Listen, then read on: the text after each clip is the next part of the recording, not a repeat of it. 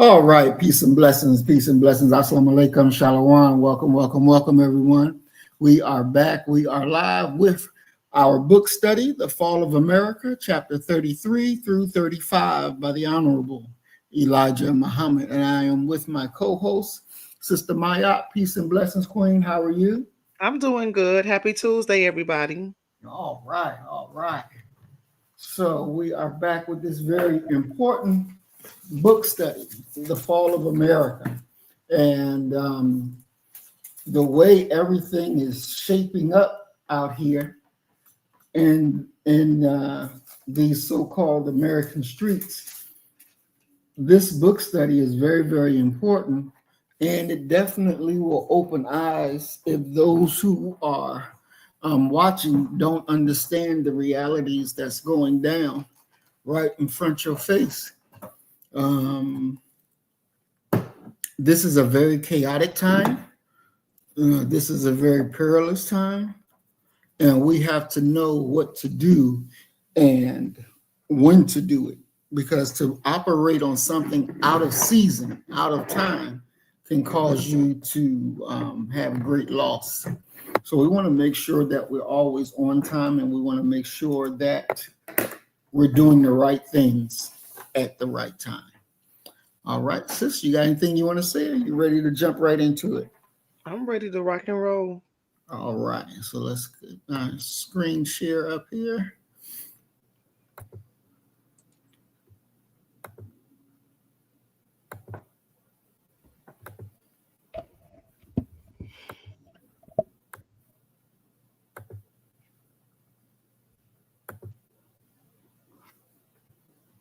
All right.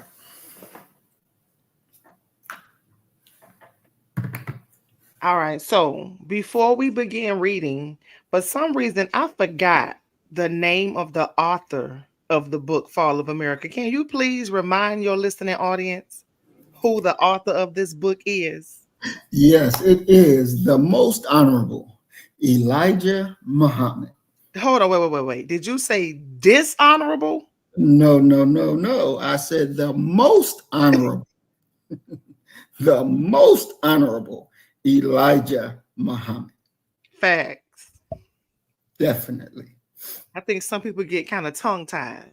Oh, yeah. Oh, yeah. But we Some just have people to are. remind people that the honorable Mm-hmm. Elijah Muhammad Exactly. is the author, and the Honorable Minister Louis Farrakhan is also our teacher.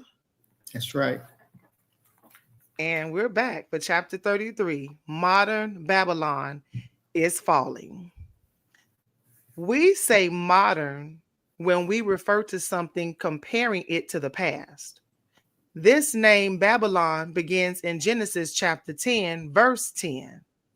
In Genesis chapter 10, verse 10, it is spelled Babel, Babel. But the same name seems to have changed itself into the name Babylon as we come to the most late day history of this name.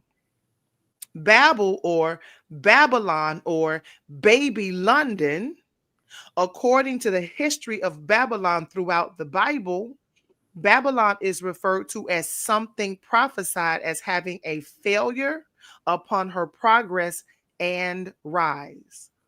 In Psalms 137:18, David prophesies that Babylon was made to be destroyed. We know of nothing other than the devil and his works that was actually made to be destroyed spiritually. The devil was not made to exist forever. This is verified by both the Bible and the Holy Quran and by all writers and teachers of Scripture. So here, Babylon seems to refer not only to some town or city, but it also seems to refer to a race or a nation of people. Ancient Babylon, as is known by all of us, was a city under the reign of Nebuchadnezzar and Belshazzar. The fall of Babylon was final. Babylon was never to be rebuilt after her fall, and Babylon was never rebuilt. This points to the same prophecy of the devil and his kingdom in the revelation of John, that Satan and his kingdom would be burnt up and it would never rise again. In the epistles of Paul, there is a prophecy of the devil and his kingdom, that the devil was made for fuel for the fire. The Holy Quran refer. You have your phone. Is your volume up on your phone? Nuh-uh. What's Okay, wrong? because I hear some disturbance in the background, and it's I just hear some disturbance in the back. I hear myself in your background. In my background? Yeah, I hear it. So, um, ancient Babylon, as is known by all of us, was a city under the reign of Nebuchadnezzar and Belshazzar. The fall of Babylon was final. Babylon was never to be rebuilt after her fall, and Babylon was never rebuilt. This points to the same prophecy of the devil and his kingdom in the revelation of John, that Satan and his kingdom would be burnt up and it would never rise again. In the epistles of Paul, there is a prophecy of the devil and his kingdom, that the devil was made for fuel for the fire. The Holy Quran refers to this prophecy in these words: fuel of hell is men and stones. So the fuel of hell is men and stones. We do not know why stones are put there with men. It could be referring to the hardness of the stone and to the hardness of the heart and the hardness of the wicked against truth and righteousness. The book of Revelation, it is prophesied here that an angel heralded a warning to the people that Babylon is falling. He then tells why Babylon fell. Babylon fell because she is become the habitation of devils, and the whole of every foul spirit, and a cage of every unclean and hateful bird. The foul spirit here is used to tell us that the people of Babylon were filthy. The term a cage, this tells us that their cities and her country became a cage for people of filth. The Bible teaches us that the God referred to the people of Sodom and Gomorrah as being people whose doing and work was such that it came up and stunk in his nostrils. But I think that if the God would get a good smell of this modern wicked filth here, he would think the smell of Babylon in his nostrils was like the smell of a flower compared to the wickedness of today. I want to stop right there, because this is extremely prophetic in more ways than one. Elijah Muhammad just told us that in the Bible it says that, where are we? He said, what about the stench? Where is that again? Because we just read it. Mm-hmm. Where is that again? My eyes are going crazy. Hold on, I gotta get back to that screen. I was that paragraph 10. That, well, I Paragraph. just read paragraph 10, but he was saying about a Yeah, stench. And the term a cage tells us that her cities and her country became a cage, right? Of filth, right. filth, filth, filth, filth. Remember that word filth. And he said the Bible teaches us that God referred to the people of Sodom and Gomorrah as being people whose what they do, who's doing, or the things that they do, their works or their actions came up and stunk in his nostrils. Think about how filthy medieval London was. Medieval London was an extremely filthy, dirty, infested community. Rats, roaches, lice, hundreds of thousands of people not bathing, women on their cycle, throwing out feces and urine in the street, not disposing of their animals with proper burials, oftentimes washing clothes in piss, roads that were not paved. They said that you could smell London from miles away. And many Native Americans, they say they would beg these white people, go wash your ass. Mm, because their stench was extreme. mm. That's another clue. And look at the clues that we have unraveled with our master teacher, the Honorable Elijah Muhammad. When the prophets wrote about this mystery Babylon, America, from our last study, had not been founded. There was no America at that time. And that is why it was a mystery, right? That's correct. No, what was the second piece to the puzzle that we discussed? Let me see if you remember. Um, the second piece to the puzzle of what Identifying America as the as mystery Baby Babylon. London. Yeah, Mm. as Mystery Babylon or Baby London. Do you remember? And it begins with a V, the letter V as in Victor. And all y'all people that's in that chat, if you would like to jump in, and if you've been studying with us and you know what that piece to the puzzle is that begins with a V as in Victor that helps us identify America as Baby London or Mystery Babylon, type it in the chat. Would you remember, Maurice? Not using the whatever word that begins with a V. I know we looked at their behavior. We looked at their status. We looked at their comparing their fall, their violent behavior. I'm going to give you a clue. 1607. Think of 1607. something historical in what we call now America, Mhm. established in 1607, named after a European queen.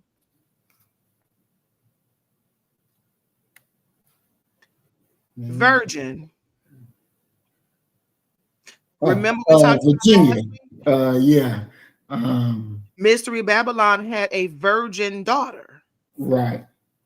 And now Um, here, so we got the name, okay, the mystery, okay, America. Two, the virgin. She has a virgin daughter. That's Virginia House of Burgess, the Virginia Company mhm. of London. And number three, a people whose actions are filthy to the extent that it reaches the very throne of the divine spirit of the universe. You got to be a nasty motherfucker for a smell like that to reach up into the heavens. Mm. And this is where we were talking about the people getting out of jail and were sent over here to establish America in Jamestown. Jamestown. But what I was just trying to Mhm. say that, we're seeing the mystery unfold to help us identify that, yes, Elijah Muhammad is correct. This mystery Babylon or this baby London, that is America. Mhm. Because we could look at the historical references and you cannot deny it. Never in the history of African people have I ever heard of us being so filthy. Mm-mm. I've heard and read historical documents of us bathing, washing our hands before we eat, you know, Mhm. but I've never, ever, ever come across any research to the extent that we were extremely filthy like these people. Mhm. Animals living all in the house. They lived in with hay in little these little huts with the damn animal. The animals got lice and ticks and fleas and uh, it was just disgusting. Mm-mm. So paragraph 10 is definitely something that stands out for us to identify who these people are. And even today in 2025, we still see in many regards on social media how these people brag, these Europeans brag about not bathing. Exactly. They don't Mhm. change much. No, they don't change at all. They literally get on social media and brag about not bathing. When my mother, when my mother went to college, and this was, I think this had to be in the 40s, maybe the 40s or 50s. I think, I'm not sure. She said the first time in her life she was in the presence so close to white people, because by then schools, the colleges, the college that she went to was integrated, and she stayed on campus in the dormitory, and one of her roommates was a white girl. So Mhm. that was a heavy experience. Yeah, that was just a heavy, that was major, to leave a segregated community to go to a integrated college, and one of your roommates is a white girl. And she said everybody took a bath but the white girl. Wow. And my mother said it shocked her. Mm. And Mm. and the black girls, they was like, "You not gonna bathe?" She's like, "For what?" Wow. For what? Mm. Mm. Mm. Mm. Babylon is used as an example for some distant people or their history. According to the prophets, this name Babylon is something that begins in Genesis and ends in Revelation. It is found throughout the entire Bible. Therefore, we must not look at it as one personal part. We must not look at it as spelling out to us the ancient only. In Jeremiah, we see a daughter of ancient Babylon. He calls the people the daughters of ancient Babylon. These people are not the old parents, but they are the daughters from those parents. The daughter of ancient Babylon refers to a more late and modern civilization whose people give themselves over to the practice of the same evil that the people of ancient Babylon practiced. But the modern people were more capable of improving on the practices of the people of ancient Babylon. Therefore, he calls this modern people the daughters of ancient Babylon. You ready to take it away? Sure. Let me go. So I'm still using one screen, so I have to go back Okay. and forth. Okay, so Isaiah asks this people, the daughter of Babylon, come down and sit in the dust, O virgin daughter of Babylon. Sit on the ground. There is no throne, for thou shalt no more be called tender and delicate. The daughters of Babylon seem to have been a very rich people, and they have fallen from a state of great wealth. Aren't we seeing that? Hmm. And with the Exactly. transition from the dollar, Exactly. countries pulling out. Yep. And there were some reports that came out today that our economy is not doing as well as people think it is. No, it's not. It really is not. Isaiah used Babylon as a pretty girl whose lovers used to be plentiful because of her wealth and attractiveness. Now she has become ill looking and has no more attraction Hmm. upon the people. So he said, sit down in the dust. You are no more respected and attractive to the people. And people are countries are literally pulling away from America. Hmm. Canada, passive ass Canada, to the extent Exactly. they don't want nothing to do with America. They was like, no, it's not going to work. Hmm. Exactly. And just going in a little deeper onto that and understanding um, when they talk about the virgin daughter and looking at America, when we look at that and understand, America sees itself as exceptional, this American exceptionalism, this sense of it being a new world. That for a significant point in time, America was a new world, meaning that it was isolated from conflicts from the old world and fostering a sense of destiny and vulnerability. But when you take at events that had actually happened, Pearl Harbor, 9/11, our internal conflicts, the Civil War, um, it changes the status of what it really is. This national pride that seems to go and be unchecked.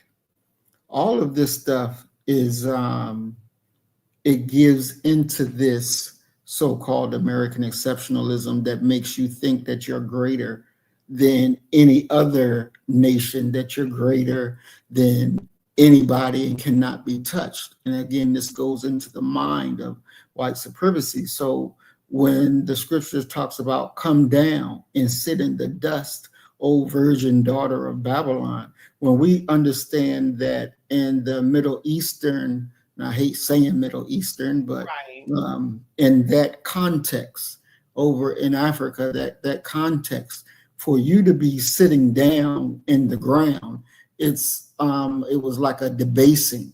You have lost your power. You have lost something now. So now that you got to come down and sit in the dust. And those who understand, as you were just talking about with Canada, we have to understand that the critical part of American foreign policy has definitely taken a hit. America isn't like it used to be, where it can say woof woof and everybody listening. Now it say woof woof and China is saying woof woof woof. Russia is saying woof woof woof. Even the what was the people that were called over there in Yemen, because even they weren't afraid of America and was bombing America's ships. And so they just got out of a fight dealing with America. So the global influence is falling. The moral standing of America has fallen. There was a time where different countries wouldn't even say, well, out loud, that America is treating Black people bad. But when they bring up China's so-called human rights record, now China, Russia, and all these other countries bring up, well, look how you do Black people. So you can't be talking about me and you doing worse to people that, quote unquote, is your own people that you stole from Africa, that you did this, so everybody is seeing the loss of the international prestige that America used to have. Everybody is seeing that is going away. Everybody is seeing the political, the social, and the economic internal conflicts within America. So this one time where America was seen to be united and standing together, that's not the case. To see the divisions that are striking in America, and those on the outside of America is sitting back waiting and saying, there's going to be another American Civil War. So looking at this prophecy that the Honorable Elijah Muhammad was quoting and showing, hey, look, this is you, America. This is where you at. And when it talks about, again, that you sitting on the ground and there is no throne, explicitly, this is saying that you have lost your power. You have lost your rulership, your dominion. The seat of your authority is gone. And so we see this every single day. And so when it says that no throne, you will have no throne, then your global leadership as, quote unquote, the only superpower is gone. You're not the only superpower any longer. You're just not. And your ability to be able to, I forget which president who said it, but speak softly and carry a big stick, that don't work no more. And even if you raise your voice and ba, ba, ba, ba, ba, ain't nobody scared of no stick no more. And we talked about it a few weeks ago where we had Hugo Chavez, where he went into the UN right after George Bush spoke and said, the devil was here. I smell sulfur. The devil was right here, speaking right here. And George Bush didn't like it, but he couldn't do shit about it. But this was the first time that somebody came into the UN on American soil and called the American president a devil to his face. And there wasn't a damn thing that they could do about it. And so this is another sign that the quote unquote power that America had is gone. Even when George Bush took his ass over there to Iraq and he was at the podium talking, And an Iraqi journalist got up and threw 2 shoes at him. Where have we ever seen American president get thrown shoes at him? Now, in the Iraqi culture, to hit somebody with your shoe is a sign of disrespect. To throw your shoe at somebody is a sign of disrespect. Now, he didn't just throw one shoe at George Bush, he got both shoes off at George Bush. Again, something never ever done before. Nobody would think that you're about to go into a press conference and you, as president of the United States, get shoes thrown at you. But yet you're the one who is the leader of the quote unquote free world. Your dominance, America, is done. You're sitting down on the ground. You have no more leadership. You have no more throne that you can quote unquote sit on and think that you got it all together. These things are vastly leaving America. And even if when he talked about the Chaldeans were the ruling ethnic group and dynasty of the Neo-Babylonian Empire during its peak. So when we're looking at that part and it's talking about an ethnic group, easily, what ethnic group runs America? It ain't black us running America. It is the enemy, white folks. They're running America. Their wealth, their wealthy individuals, their corporations, their special interest groups in politics, the establishment or perceived oligarchy. Them, their time is up. They are the Chaldeans. That's that ethnic group that we should be looking at and seeing that their influence is gone. Is gone. It also talks about, for thou shalt be no more, thou shalt no more be called tender and delicate. What does that mean when they was using the words tender and delicate? It means their wealth, their luxury, and the sophistication of their lifestyle among the elites. This signifies the end of comfort, ease, and the perceived immunity to hardships. Oh, pause. I'm sorry. Mm-hmm. You know what just popped up in my mind? What's that? Countries are no longer walking on eggshells. No, they are not. They don't have to walk on eggshells anymore with the United States. Because they already know, based on the information that's coming out from military analysts, we don't even have the sufficient amount of soldiers to go to war. So the United States really is just woofing right now. They're just barking. Exactly. I'm sorry, go ahead. Yeah, no, you're right on point. That's all they're doing is barking. So when they look at the wealth, the ease, so-called ease of their life, and that this thing is coming to an end, the Americans' high standard of living, its consumer culture, its technological comforts, and a sense of being shielded from harsher realities faced by much of the world, that day is over. That day is over. No more will they be called or they will be seen as the richest of the rich. This growing economic insecurity that we're listening to and watching on the news is real, because the shrinking middle class and the increasing awareness of poverty and hardship within the nation. The psychological impacts of economic recession, pandemics, or social unrest that shatters the sense of comfort and progress inside of America. Now, we know when white folks start losing that money, they start jumping out of windows. They start picking up guns and shooting themselves in the head. They start to worry. They start to stress. I remember there was a commercial where this white guy, he was riding lawnmower, cutting his grass, and he was saying, I can't pay my interest rate.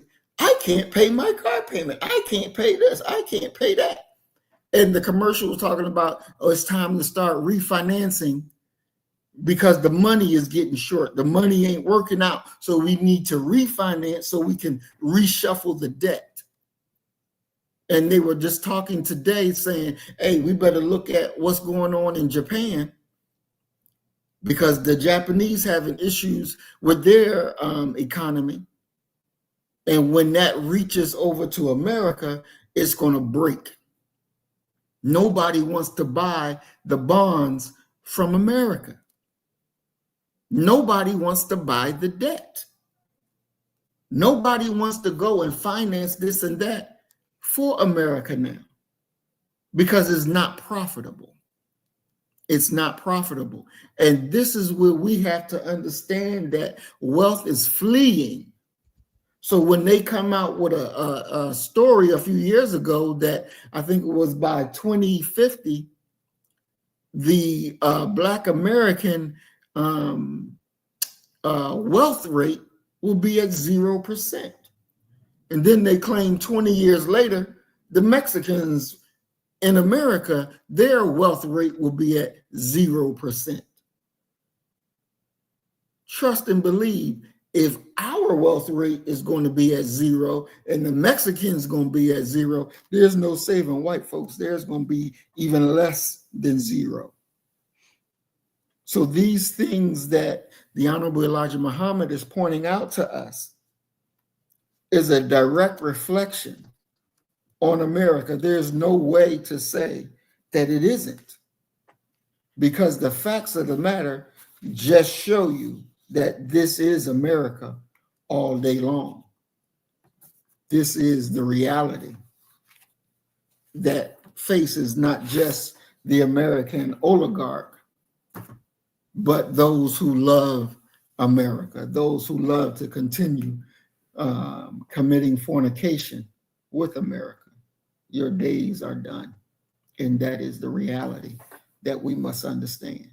And this is why the Most Honorable Elijah Muhammad put this information out there so that we can go read, study, look back at it and say, yep, he's actually right. He is right on time in pointing out where we are, who we are, and who is the enemy. Mm-hmm. There's no way, there's no getting around that. It is what it is. It is what it is. So we definitely better stop fornicating with America and get away from her. Separate yourself, because that is your only saving grace. I just pulled up United States national debt. Mm-hmm. You have, would you like to guess? Just take a guess. What do you think our national debt is as of 2024? Oh, I would probably say maybe 600 trillion, maybe. Okay, let me see where we are. And why can I not find it? Oh, I know why. You said, how much did you say? I said maybe 600 trillion. That's a very big number. 600 trillion. Mm-hmm. Let me see. My window is not showing tonight. I wonder why. Okay, I'm in the show. Okay, not that. Mm-hmm. I wonder why. Let me see something right quick. It says the browser has blocked your screen. Let me see. Let me see. Can I get it now? Okay. My window. Nope. It's actually 35.46 trillion. And it says over the past 100 years. Now, this is over the past 100 years. The United States federal debt was increased from 395 billion in 1924 to 35.46 trillion in 2024. Mm. Mm, mm, mm. Wow. And There's no way, because do you know what America actually brings in taxes? Oh my gosh, I can only imagine. I'm sharing my screen. I can only imagine. I can only imagine. I don't even see why we still paying property taxes with all these toll roads and lotto. Exactly. Exactly. Because I know Trump was saying, he said, this is why, again, why we're doing these tariffs, because we got to pay for Social Security, because there's nothing to pay it. There's no money to pay it. So we got to have these tariffs, and we got to do these things so that it can be paid. America literally is already bankrupt. In And 1924, it was low. Can you see on the screen 1924? oh wow, yeah. 1924 national debt was damn near non-existent. Mm, It began to really have major increase in 1944. By mm, 1964, during the civil rights era, it dropped. In the 80s, with the drugs and all the murders, and it skyrocketed. It began to skyrocket up until 2004, and it's been up and stuck ever since. mm. Wow.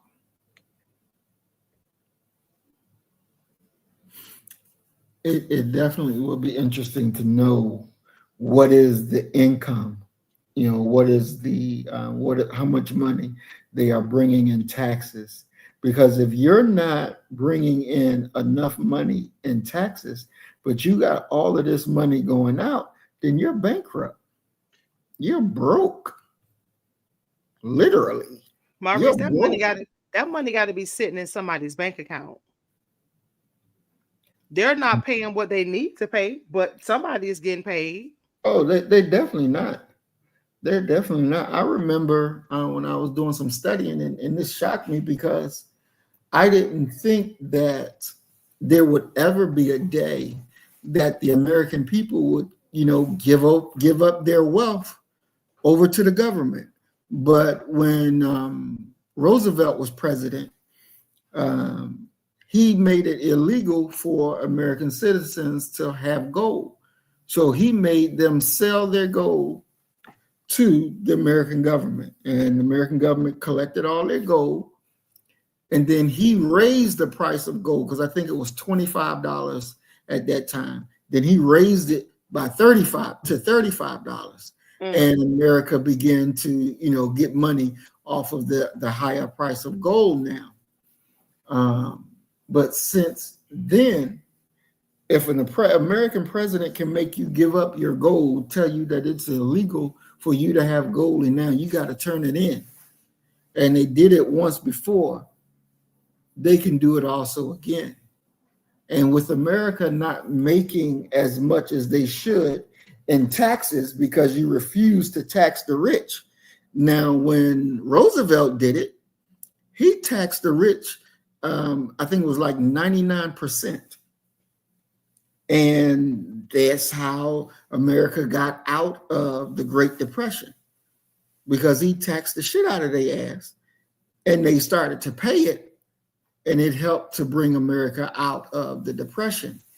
Now you have bills in office who refuse to tax the rich, and you continue to refuse to tax the rich, and you keep trying to take the taxes from the middle class and poor people. You're just not going to make it.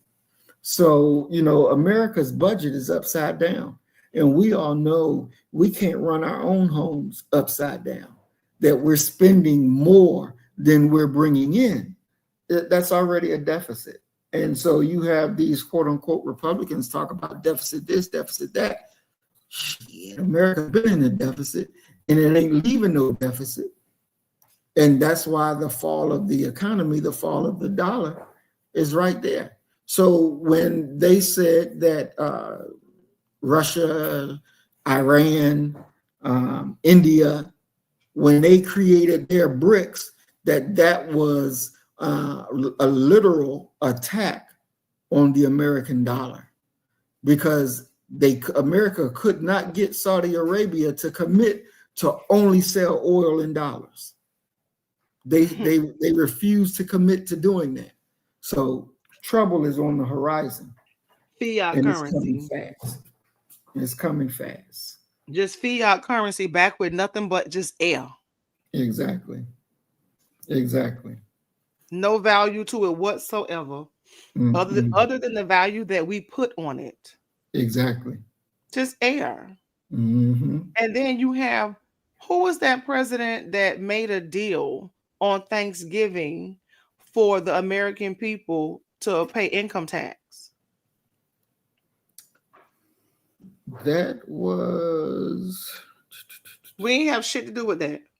Mm-mm. How the hell you gotta get up and go to work every day and pay taxes on your damn paycheck? Mm-hmm. Yep. And if you don't, you can go to jail. Exactly. Exactly. Mm-hmm. But also too, another thing that people have to consider when we think about America being in in deep trouble. I'm sharing my screen. The illegal immigrants who have entered into this country. This information here is from homeland.house.gov. This is some very interesting information that I pulled up a few months ago. This article came out October 24, 2024. I have been holding on to this. And for those of you that want to get some detailed information from Congress as it relates to the not only the number of illegal immigrants that entered into the United States, but the circumstances in which they enter and why we should support deportation, go to homeland.house.gov, right? And you can pull up their PDF files. And based on the information, it says startling stats fact sheet. Fiscal year 2024 ends with nearly 3 million inadmissible encounters, 10.8 million total encounters since 2021. And take a look at the chart. Between 2017 and 2020, you had about 3 million. Mm. 2021, 2024, under the Biden administration, who was president during 2017, 2020? Was that Obama and Trump during Mm-hmm. their administration? Mm-hmm. Illegal entry into the United States was at 3 million or less. During the Biden administration, it skyrocketed. And I'm just going to read a little bit of this briefly so we can keep it moving. It is clear that the Biden Harris administration has intentionally used unlawful mass parole schemes to shift hundreds of thousands of inadmissible aliens. Let me make it a little bit larger. It is clear that the Biden Harris administration has intentionally used unlawful mass parole schemes to ship hundreds of thousands of inadmissible aliens to ports of entry for release into the interior, often with little or no vetting. It is a massive shell game to relieve them of the terrible optics of unchecked crossings between official points of entry. However, the end result is the same: tens of thousands of inadmissible aliens being released into the interior every month. This is evident through the number of appointments scheduled through the CBP1 mass parole program. That app has since been canceled. They cannot use the app anymore to make appointments to enter into the United States, thanks to President Donald Trump's executive order. But he says it skyrocketed to more than 852,000 since January 2023. These illegal immigrants were abusing the system, right? Through CBP1, inadmissible aliens with inadmissible aliens with insufficient vetting and who might be a national security risk can even pass through Transportation Security Administration screening. So there Mm. are so many people in this country who have not been vetted. And at any moment, look at just what happened with the guy in Colorado. Did you see the news? The guy in Colorado with the Molotov cocktails? Mm-hmm.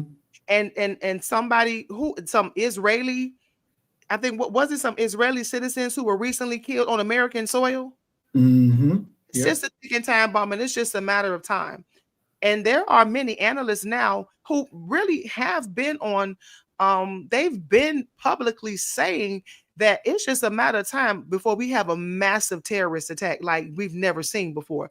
Because these people are here. Not to mention, they were allowed to just fly for free and go anywhere they wanted to go.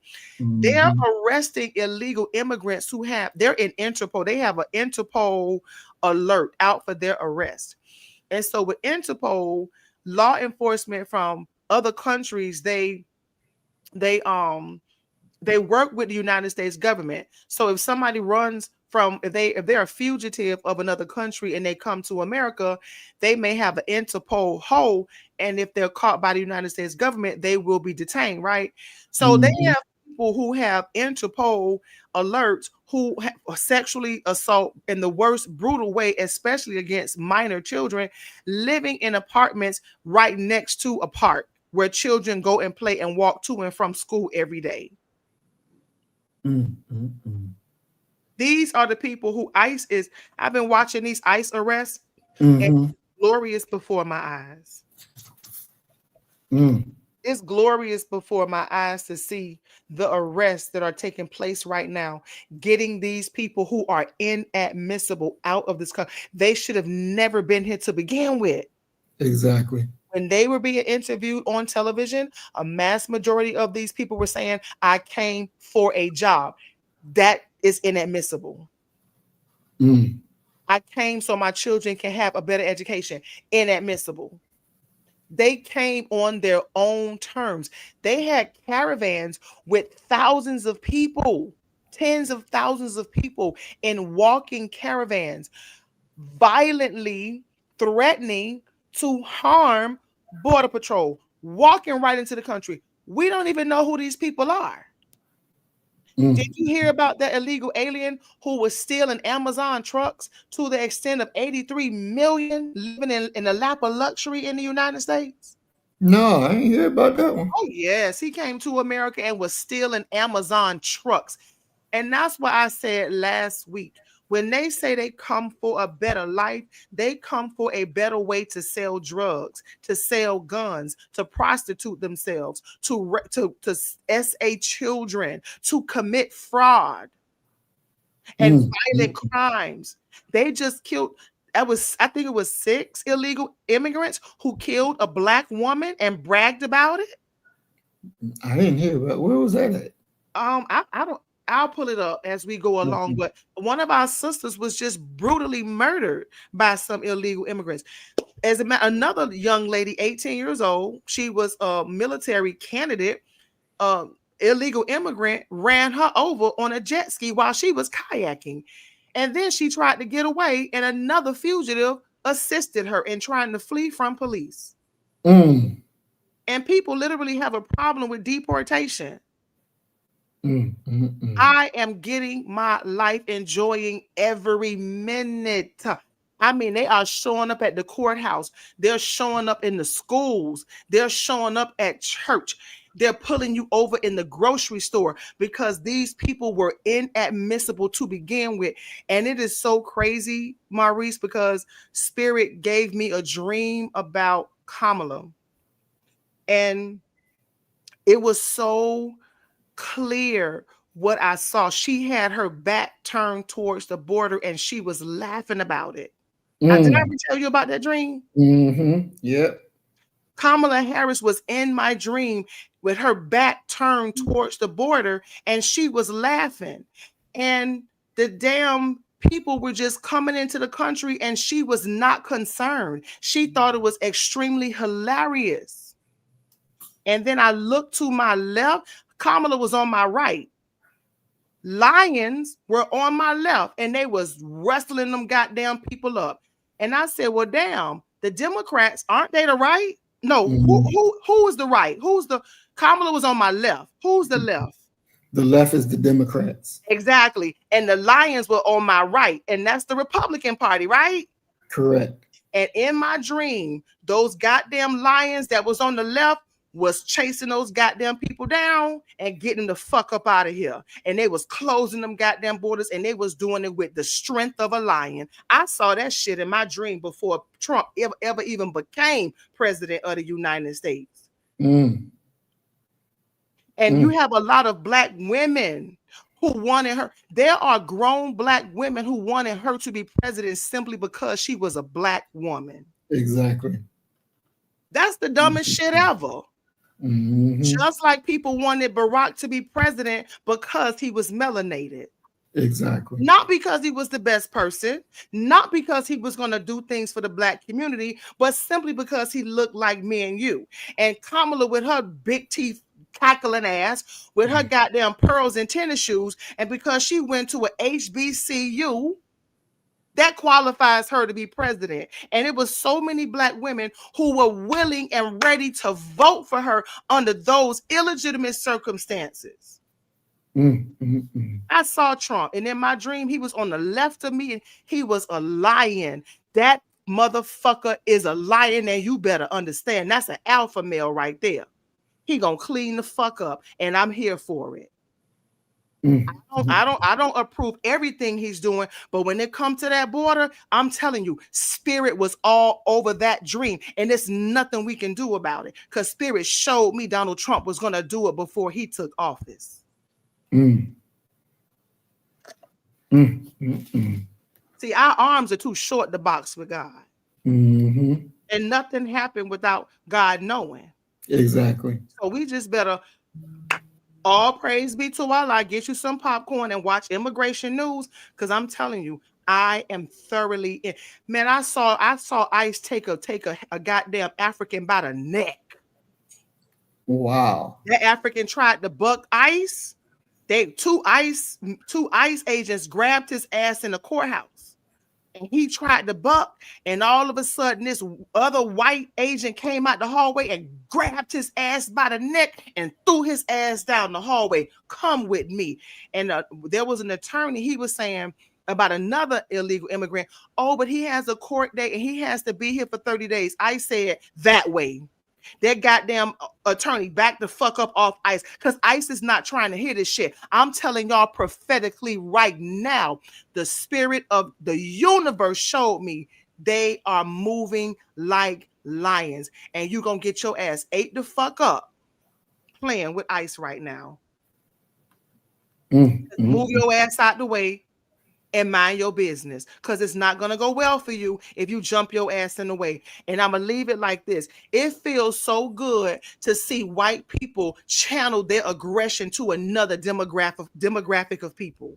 We've seen that aggression on our neck for far too long, and now we are seeing it on the necks of Hispanics. And I'm just saying, because they were not, so one person was like, well, why is it that we always seeing ICE deporting and arresting Hispanics? And I said, you ain't say that shit when them crackers had their foot on our neck. When they was killing us and shooting us and you know, gunning us down, you didn't ask that fucking question. But now all of a sudden, because you feel Hispanics are being targeted by ICE, now you want to fucking ask questions? Too late, bitch. Get your goddamn plane ticket, or they'll have one waiting for your ass. I am loving it. Wow. They put their goddamn aggression on them goddamn immigrants. Well, one thing is for sure, getting control of the border and getting those that should not be here out, that is definitely something that has to be done. It is something that has to be done. And it is not something for us to get involved in, to go out, quote unquote, protesting for them. Let's just mind our own business and let them do what needs to be done. Now, they also, and I say this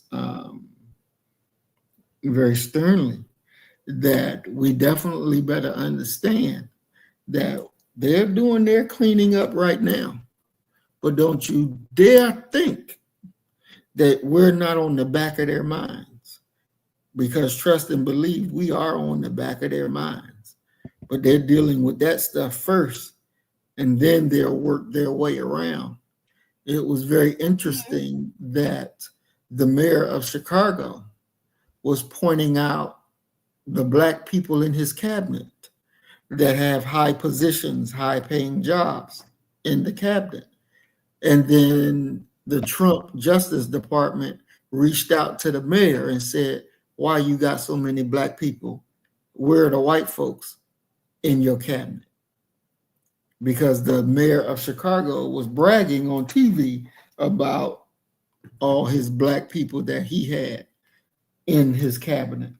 Now, those jobs were normally filled with white folks, but they're filled with black folks right now.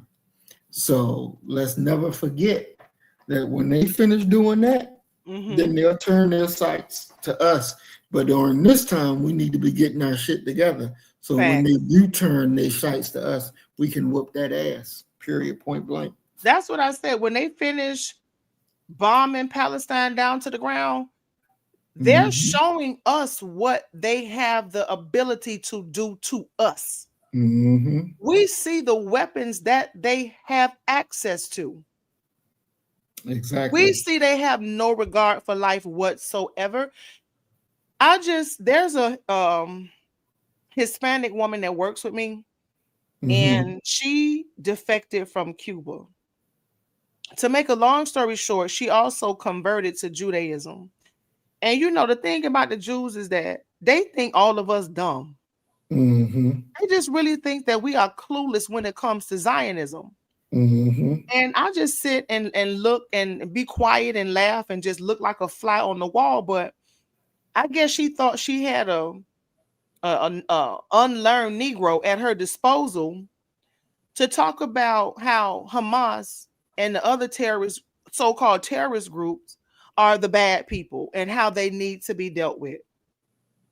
Mm-hmm. And I've listened to her for a little bit, and I said the real problem is Zionism and the Exactly. Balfour Declaration. I Mm-hmm. said, you all impose yourselves on other people.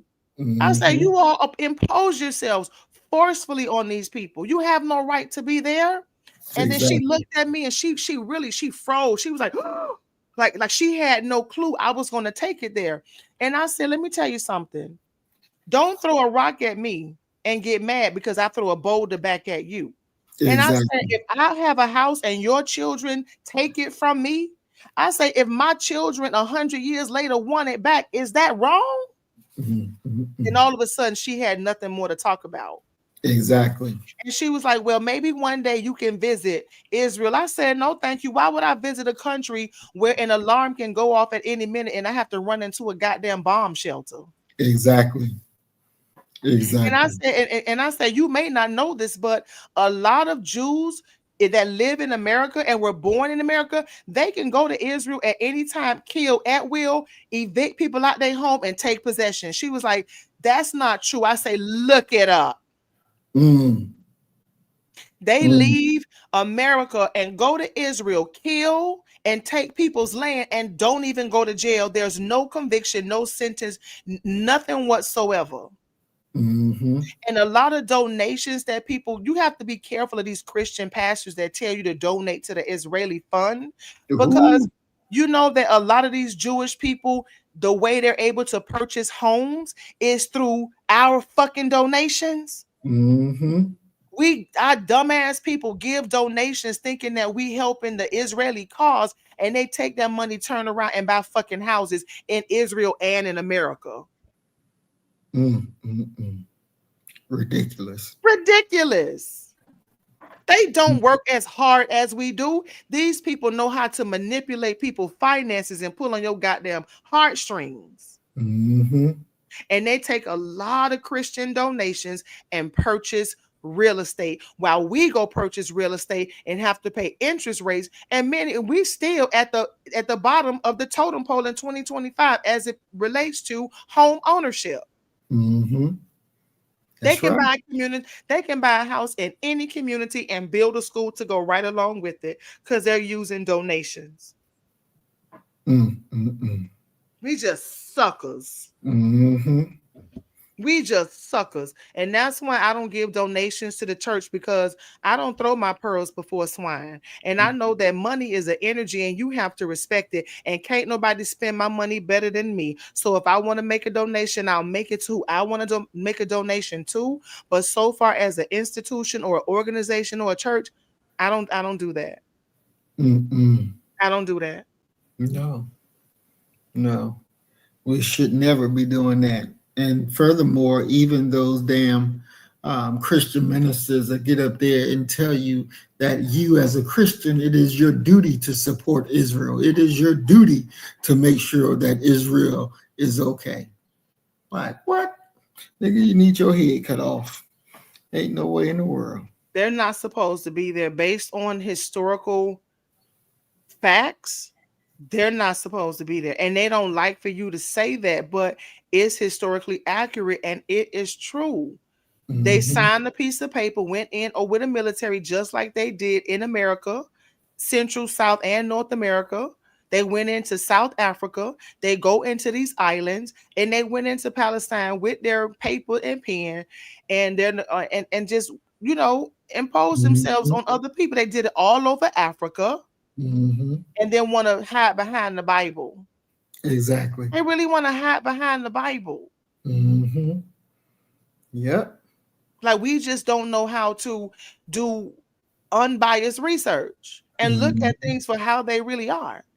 Exactly. And the more I do this study, I'm like, America, your time is coming.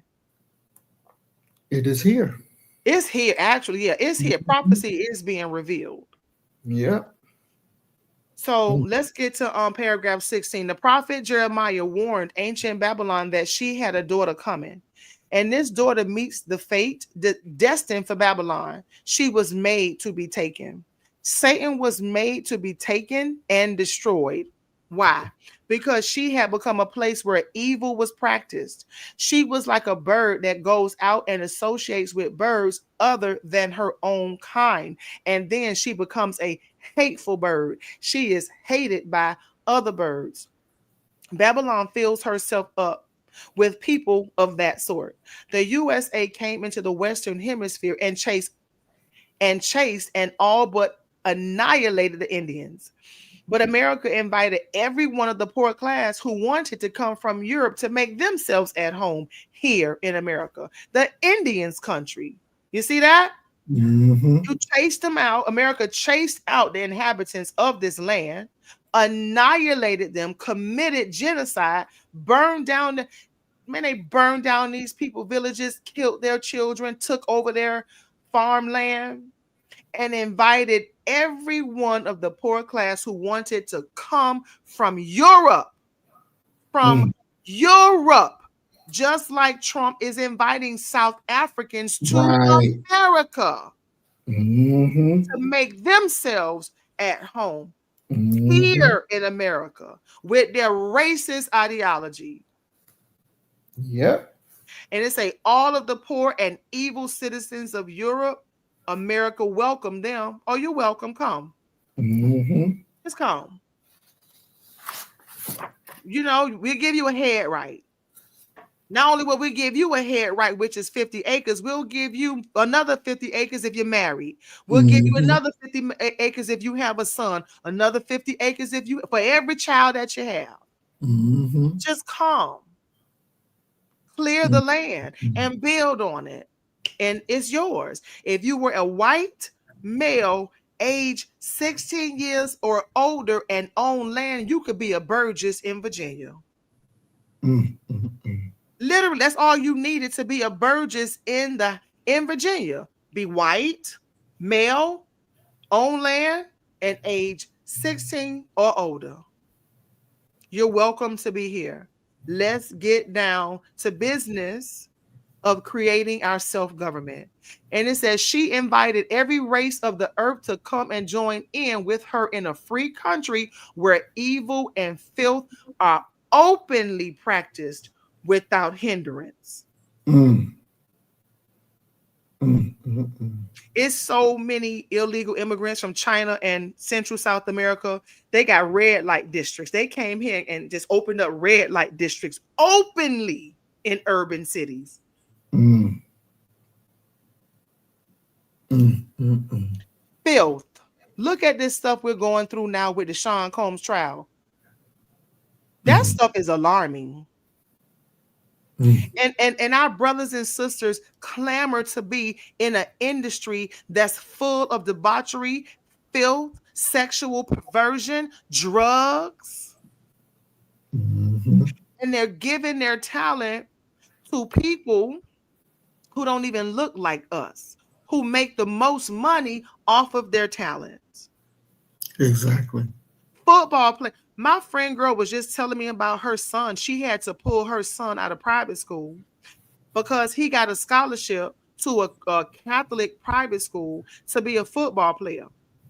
And what they did, they went throughout the community on the parks and in the public schools, and they scouted for young black football players to come to this Catholic private high school. And what they wanted them to do was to protect the white quarterback. Mm, She said the black players, they didn't get the play. They were not getting that much attention. They were not being treated fair. And the white football players were being exalted, and the black players were practicing longer and playing harder.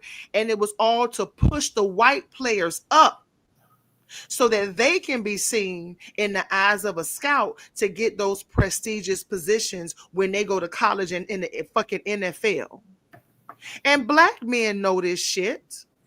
Let's not act mhm, like black men don't know that there is racism in professional sports and they still take their stupid ass out there and go play. mhm. That's embarrassing. It is. And then if you try to get your own, they kill you. Exactly. And not only do they kill the athlete, they'll let the fucking athlete get up in the air in a helicopter with his child and kill her too. And everybody in the Mhm, goddamn helicopter. And who walks away? Who walked away with Kobe Bryant's inheritance? mm, His mm, mm, white wife. mm, mm, mm, Look at Michael Jordan. They did not want Michael Jordan with Juanita, a black woman.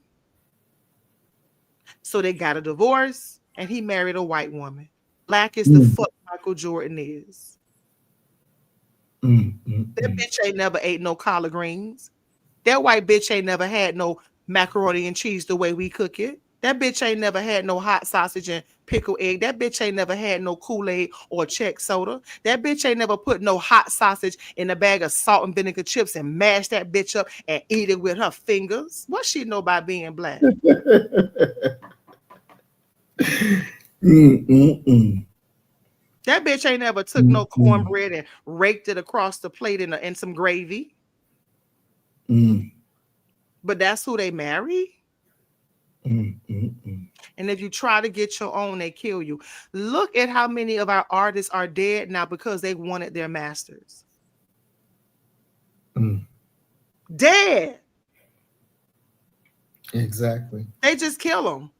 Exactly. Get the insurance, take the royalties, take the masters, and find another nigga to do their bidding.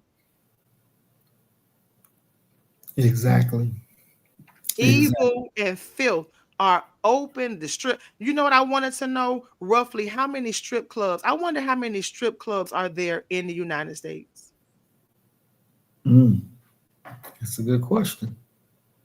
Because we already know they prostituting their bodies in the strip clubs. Hmm. Yeah. We seeing bodies on videos, just show everything hanging out. Hmm.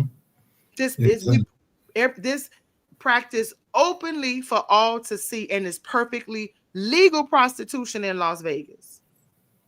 Mm, mm, mm, Legal prostitution. mm.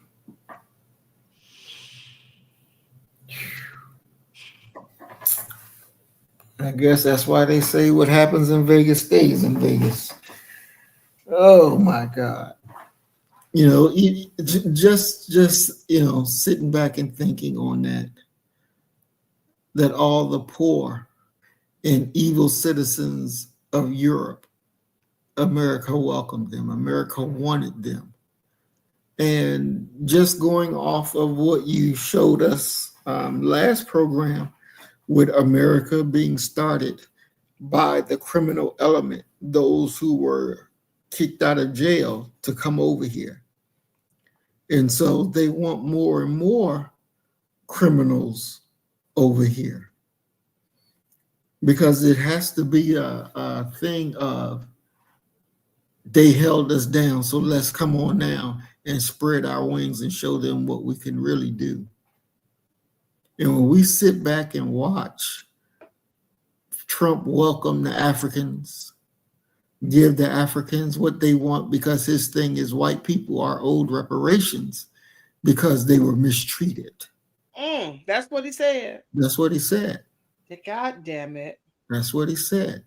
There is a history in white world where whenever it came down to slavery and their slaves were black, and the slave owner lost their black slaves because the laws changed, every white slave owner got paid, no matter whether it was in Britain, no matter whether it was in America, no matter whether it was in Brazil.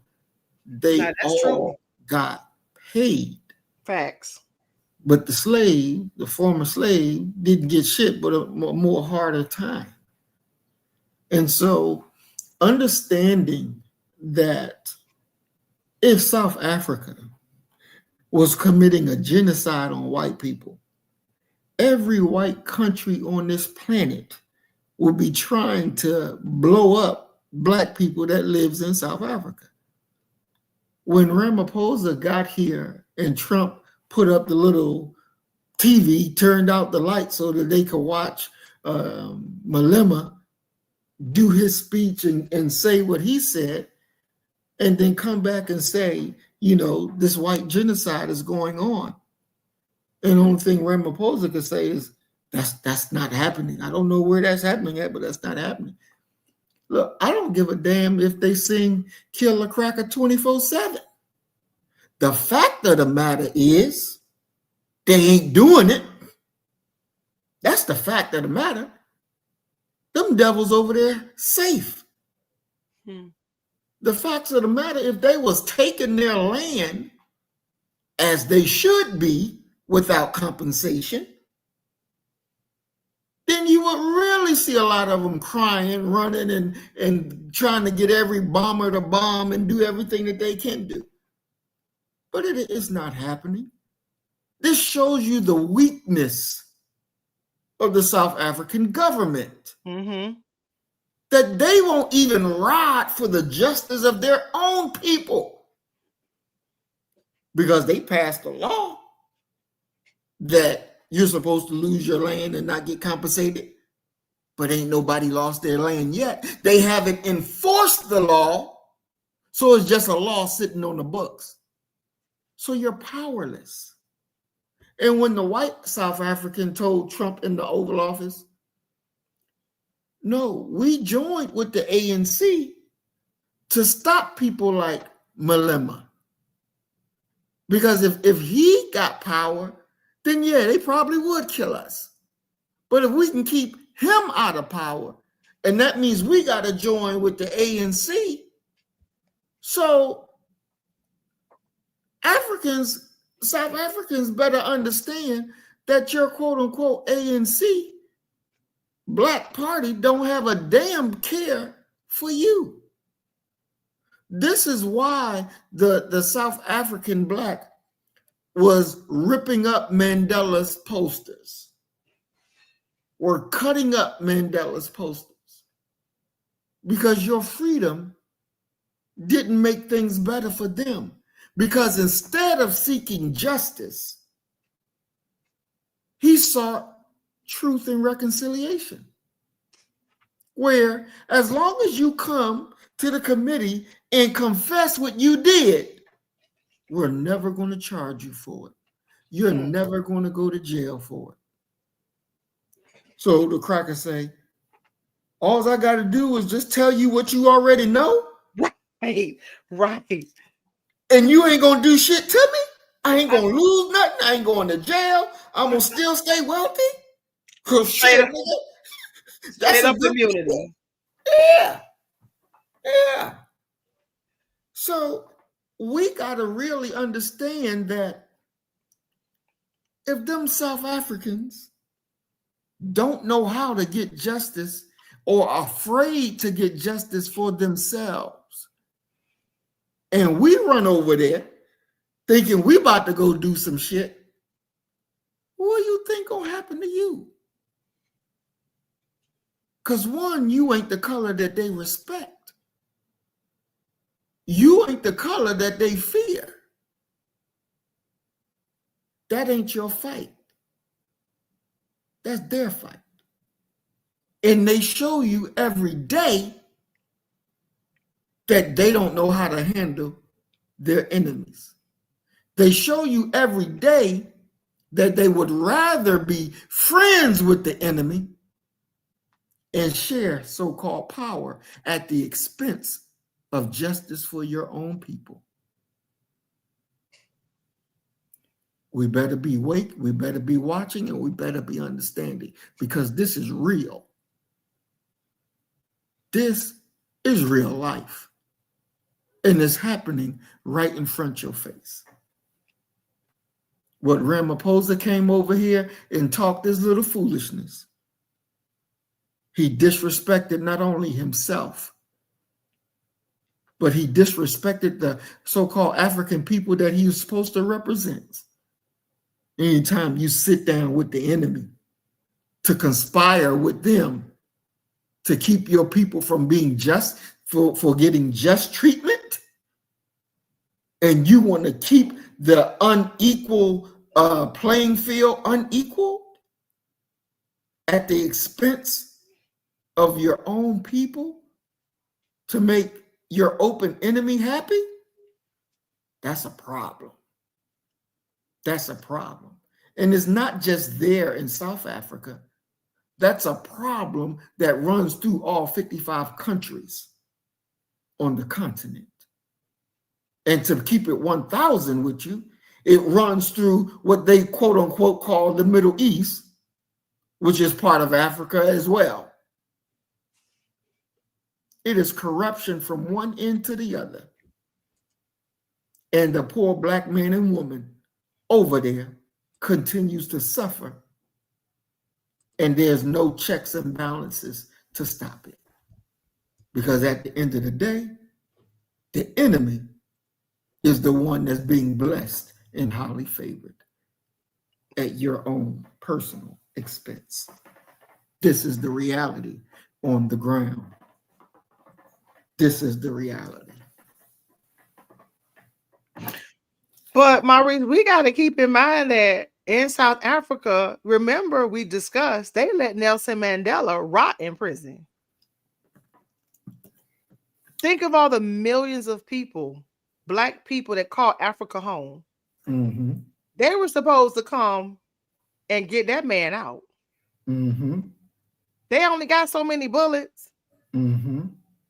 And they let Mandela sit in fucking prison for what, 26 years? 27. And not only that, a large majority of African countries are embracing Christianity. And they got a bad case of it over there too. They worship Jesus in the worst way in many of these African countries. And I was just thinking today, how many Africans, their dream is to come to America for a better life, but you got black people again saying that we should go to Africa. Okay, well, people need to start doing a swap. If you got people who really believe that Africa is the place for our people, let them come live in your house and you go live in their goddamn house. Because I guarantee you, when the African comes to America, their quality of life will instantly be improved. And when the American goes to Africa, our quality of life will decrease significantly. So why am I running to a place where people are running away from? Exactly. And then they still have not united. They still have not united. They got the United States telling them, you cannot allow Haiti to join the union. I'll say, fuck you. They gonna join, bitch. Mm-hmm. You gotta be that bold to tell America, you not gonna tell me who the fuck gonna join the union and who not gonna join this motherfucker. Haiti gonna join whether you like it or not. Exactly. Let's fight, goddamn it. Mm-hmm. Let's fight, bitch. I got Mm-hmm. time. We got time today. Right. Right.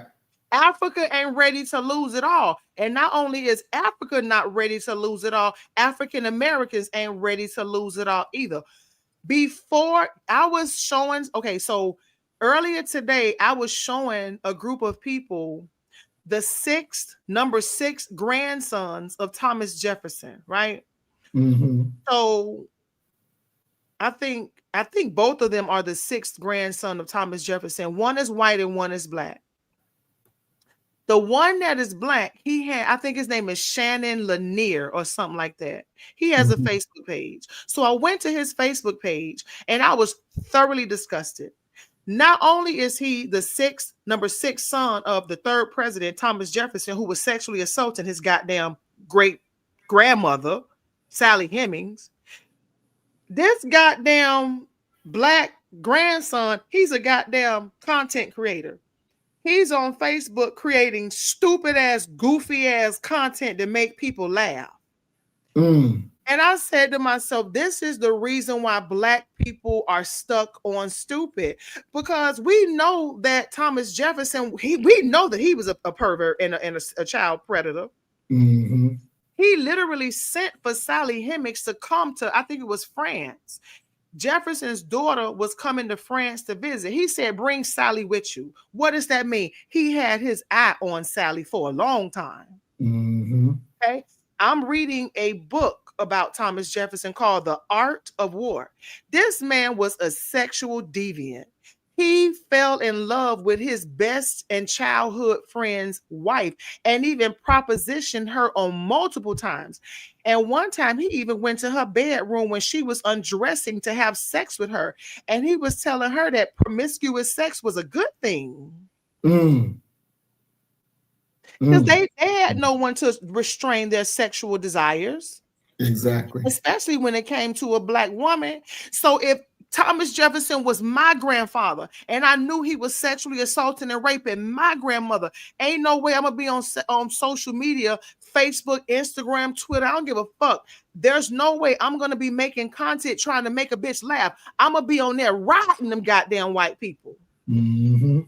I'm going to ride they motherfucking ass until I take my last breath. And I'm going to man, that black man really disappointed me. Mm-hmm. He on there dancing, cooning, buffooning, two-stepping, doing dance challenges and shit. I said, this is some embarrassing ass shit right here. Mm-hmm. And then he would not even free his children that were slaves in his lifetime. And when he died, they kicked Sally off the goddamn plantation. Bitch, bye. Get your shit and go, ho. Oh, really? I didn't know Yeah. that.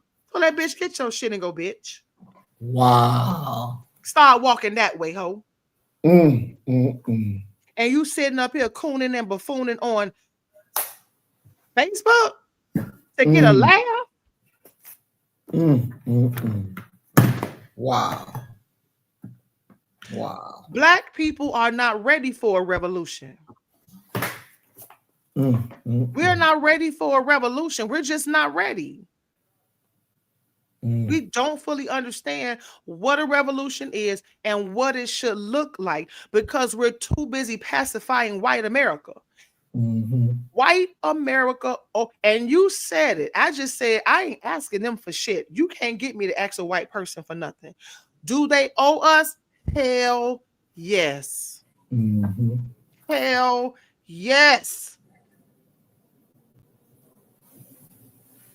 And we don't understand. And they kill so many African leaders.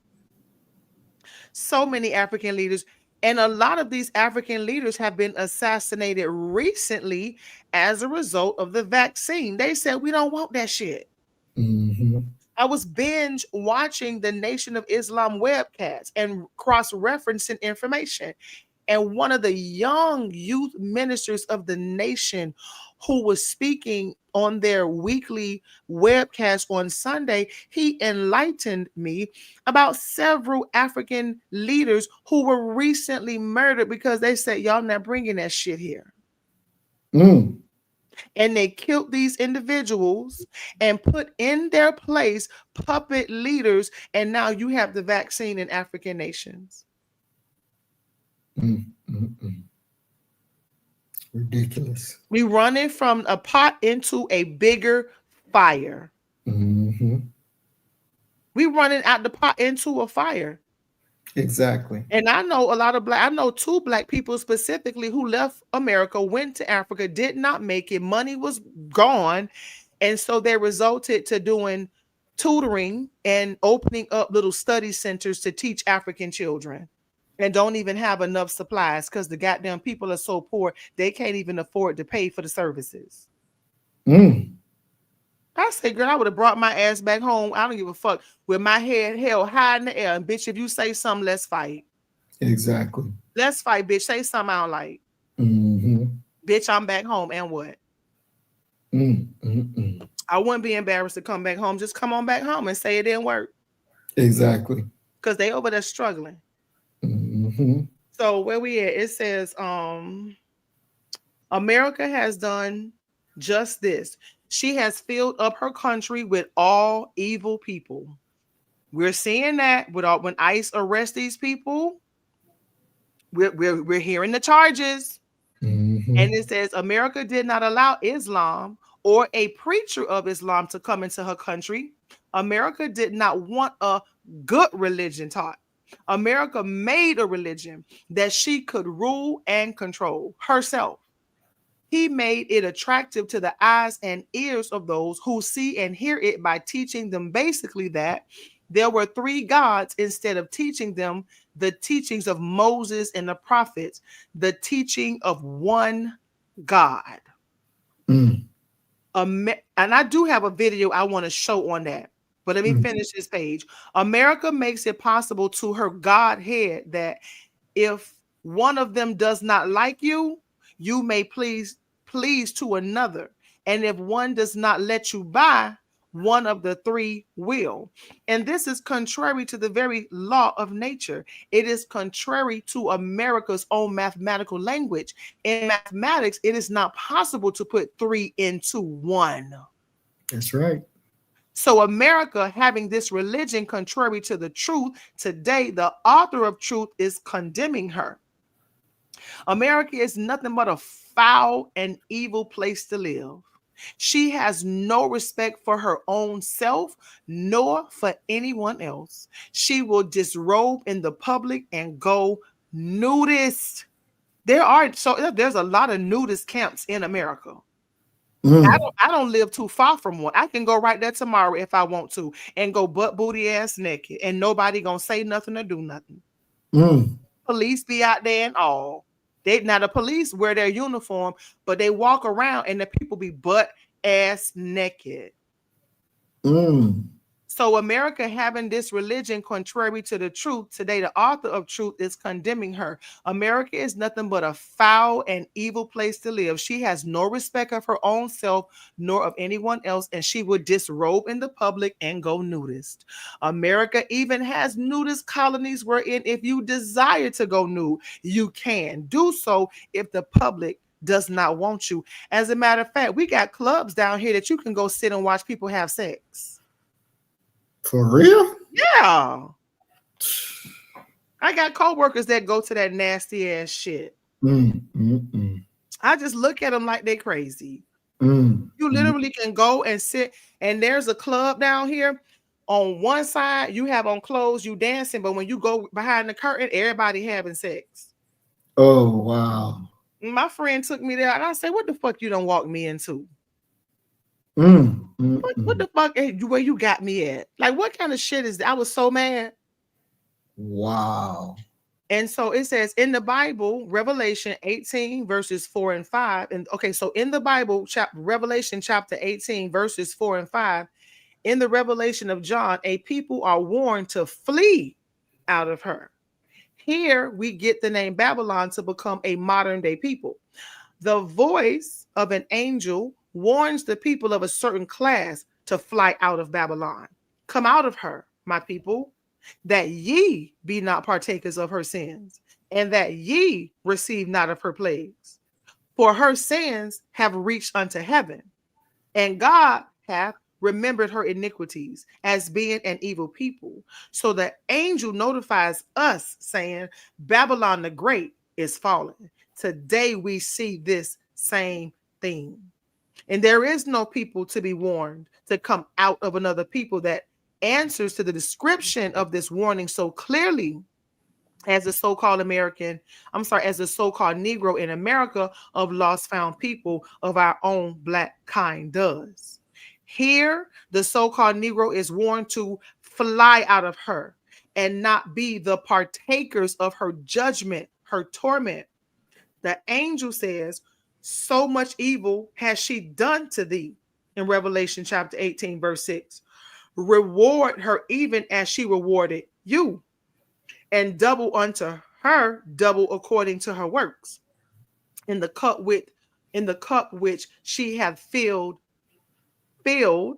What is that? In the cup which She she hath hath filled. filled, fill to her double.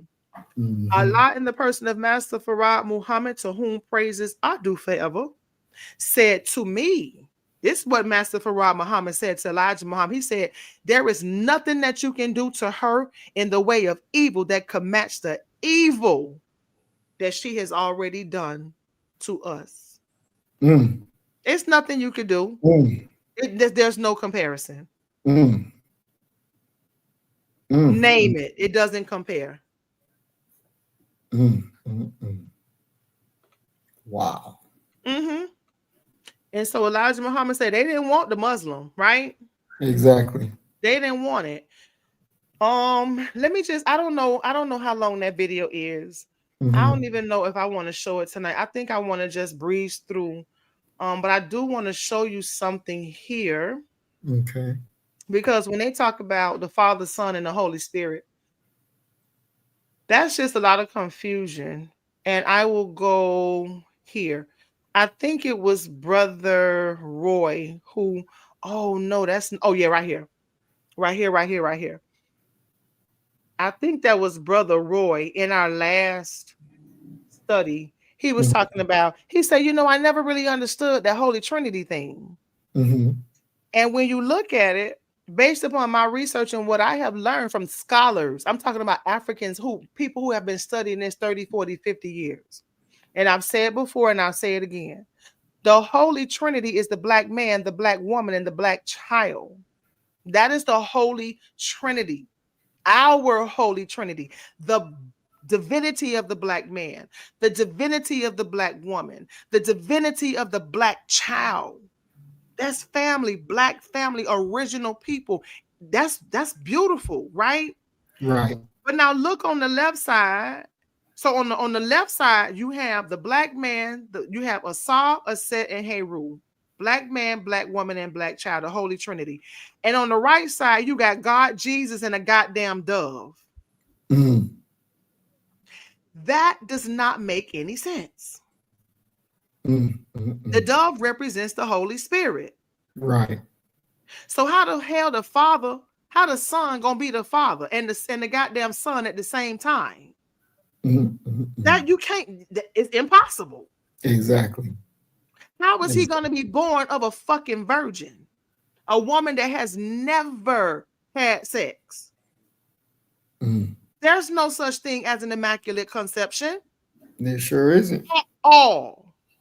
Nope. And when people come to me with that dumb shit knocking on my door, I be back in their ass. I'll be like, bitch, I'll be like, child, don't come to me with that dumb shit. Mary took her goddamn panties off and got fucked. I'm being ratchet tonight. Since niggas out there talking about I'm ratchet, Mary got fucked, okay? She pulled her panties off and got fucked. They was fucking. Let's stop this dumb shit. And then take a look at this right here. Life, the ankh, the symbol of life, the womb, the ovaries, the uterus. Life. are a people that creates. We love life. We understand the concept of death and life and creation. And what the white man do?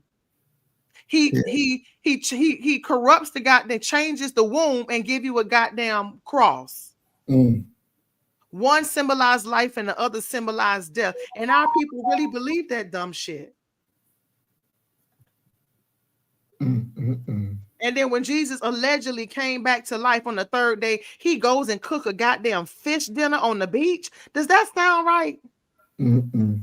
They done killed you because you a goddamn so-called revolutionary and you're willing to die for my sins, and they come and poke you in your side and spit on you, pour vinegar on you, a crown of goddamn thorns, put nails in your feet and hands, and have your ass hanging in a hot ass sun, butt ass naked, and when you come back to life, you go fry some fucking fish on the beach. Mm. You don't come back with your sword and start killing. You go cook some damn fish on the beach. Mm. That's the dumbest shit ever. Ain't no way. Ain't no way. Ain't no way. Mm. Mm. We really gotta, since America is so full of evil and filth and debauchery and all kind of I look, when I teach my godsons, I teach them just like I'm talking right now. They gotta have that shock factor. Right. And because I need them to know some things. And I need it to stick. I can't be nice about it. I need to make it plain. And we got to wake up. Our people got to wake up. There is no such thing as a Father and a Son and a Holy Spirit. No such thing whatsoever.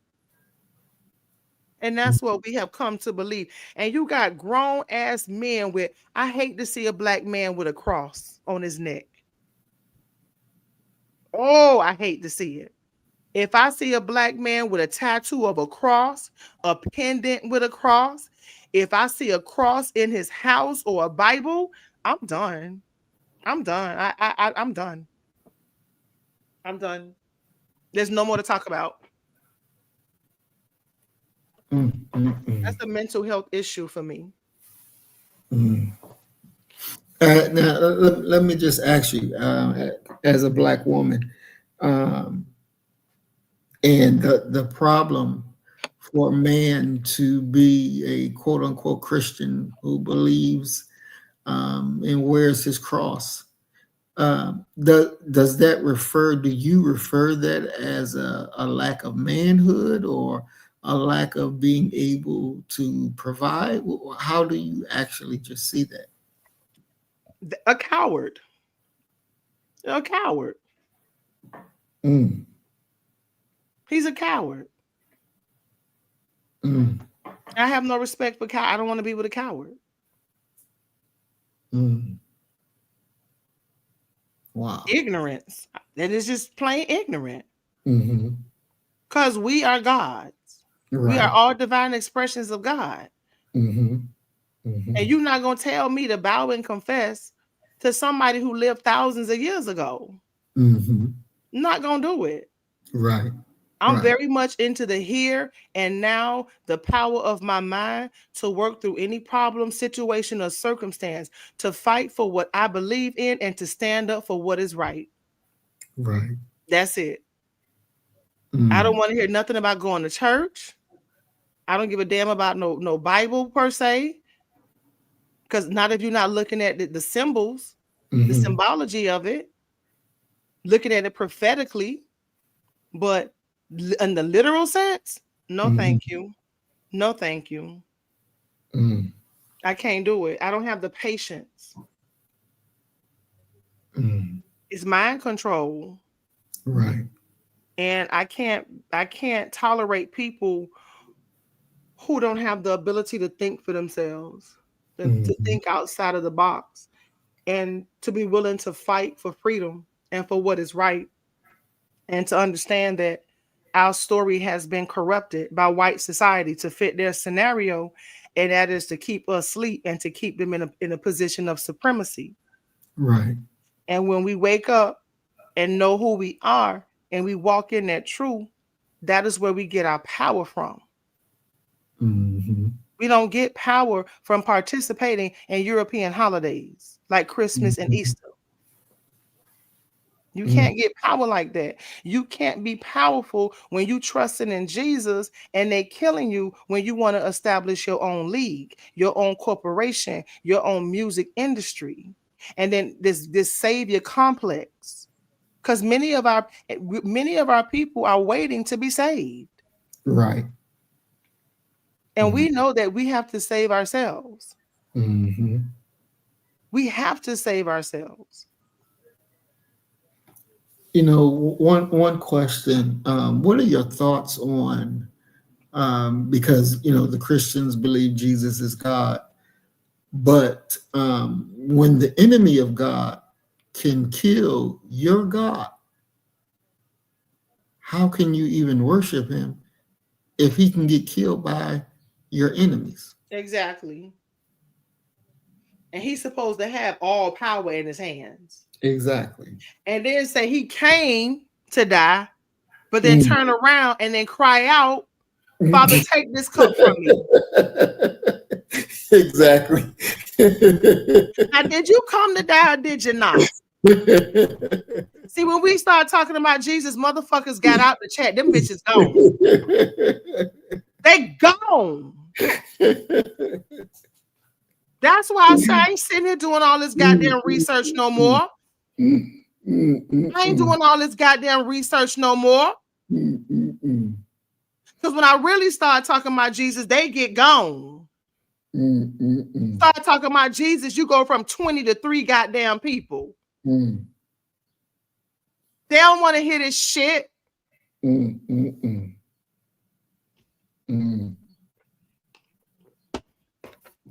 I'm sick of, man, look at here. I ain't gonna say that. That wouldn't be nice. See, when you start talking about Jesus, oh, they leave. They get real scared. They don't want to hear that. Not my precious Lord and Savior, not my sweet by and by. That sat up in heaven and supposed to see all, know all, do all, but was watching your goddamn grandmama get raped violently every night. And didn't come and do shit about it. Jesus came to set the captives free. But didn't Abraham Lincoln write the Emancipation Proclamation? So what are we supposed to believe again? What the fuck are we supposed to believe? Exactly. Because he didn't come to set no goddamn body free. Abraham Lincoln wrote that goddamn Emancipation Proclamation. He didn't even come when they was bombing our communities. He did not come doing racial violence and white mobs. He didn't even come when black babies was being gutted. Where was Jesus when black babies were being torn out of their mothers, the womb of their mother? Where was Jesus when white men was experimenting on them doing the experiments with the pap smear and shit? Remember those white men was doing experiments on women? They developed gynecology on black slaves without anesthesia. Yep. Where was Jesus when they was crying out in pain? Where was Jesus? Where was Jesus when Oda Benga was brought here from the Congo and put in a goddamn carnival in the cage with a monkey? And this man was so depressed when they finally set him free that he took a gun and shot himself in the heart. Where was Jesus? Where was Jesus? When they assassinated Patrice Lumumba and they killed this man brutally, chopped his body into pieces and poured acid over him, and there was nothing left but a fucking tooth that they just sent back to Africa recently. You Christians, y'all can leave, and please don't come back, because I'm going to ride y'all ass until we get to the last chapter.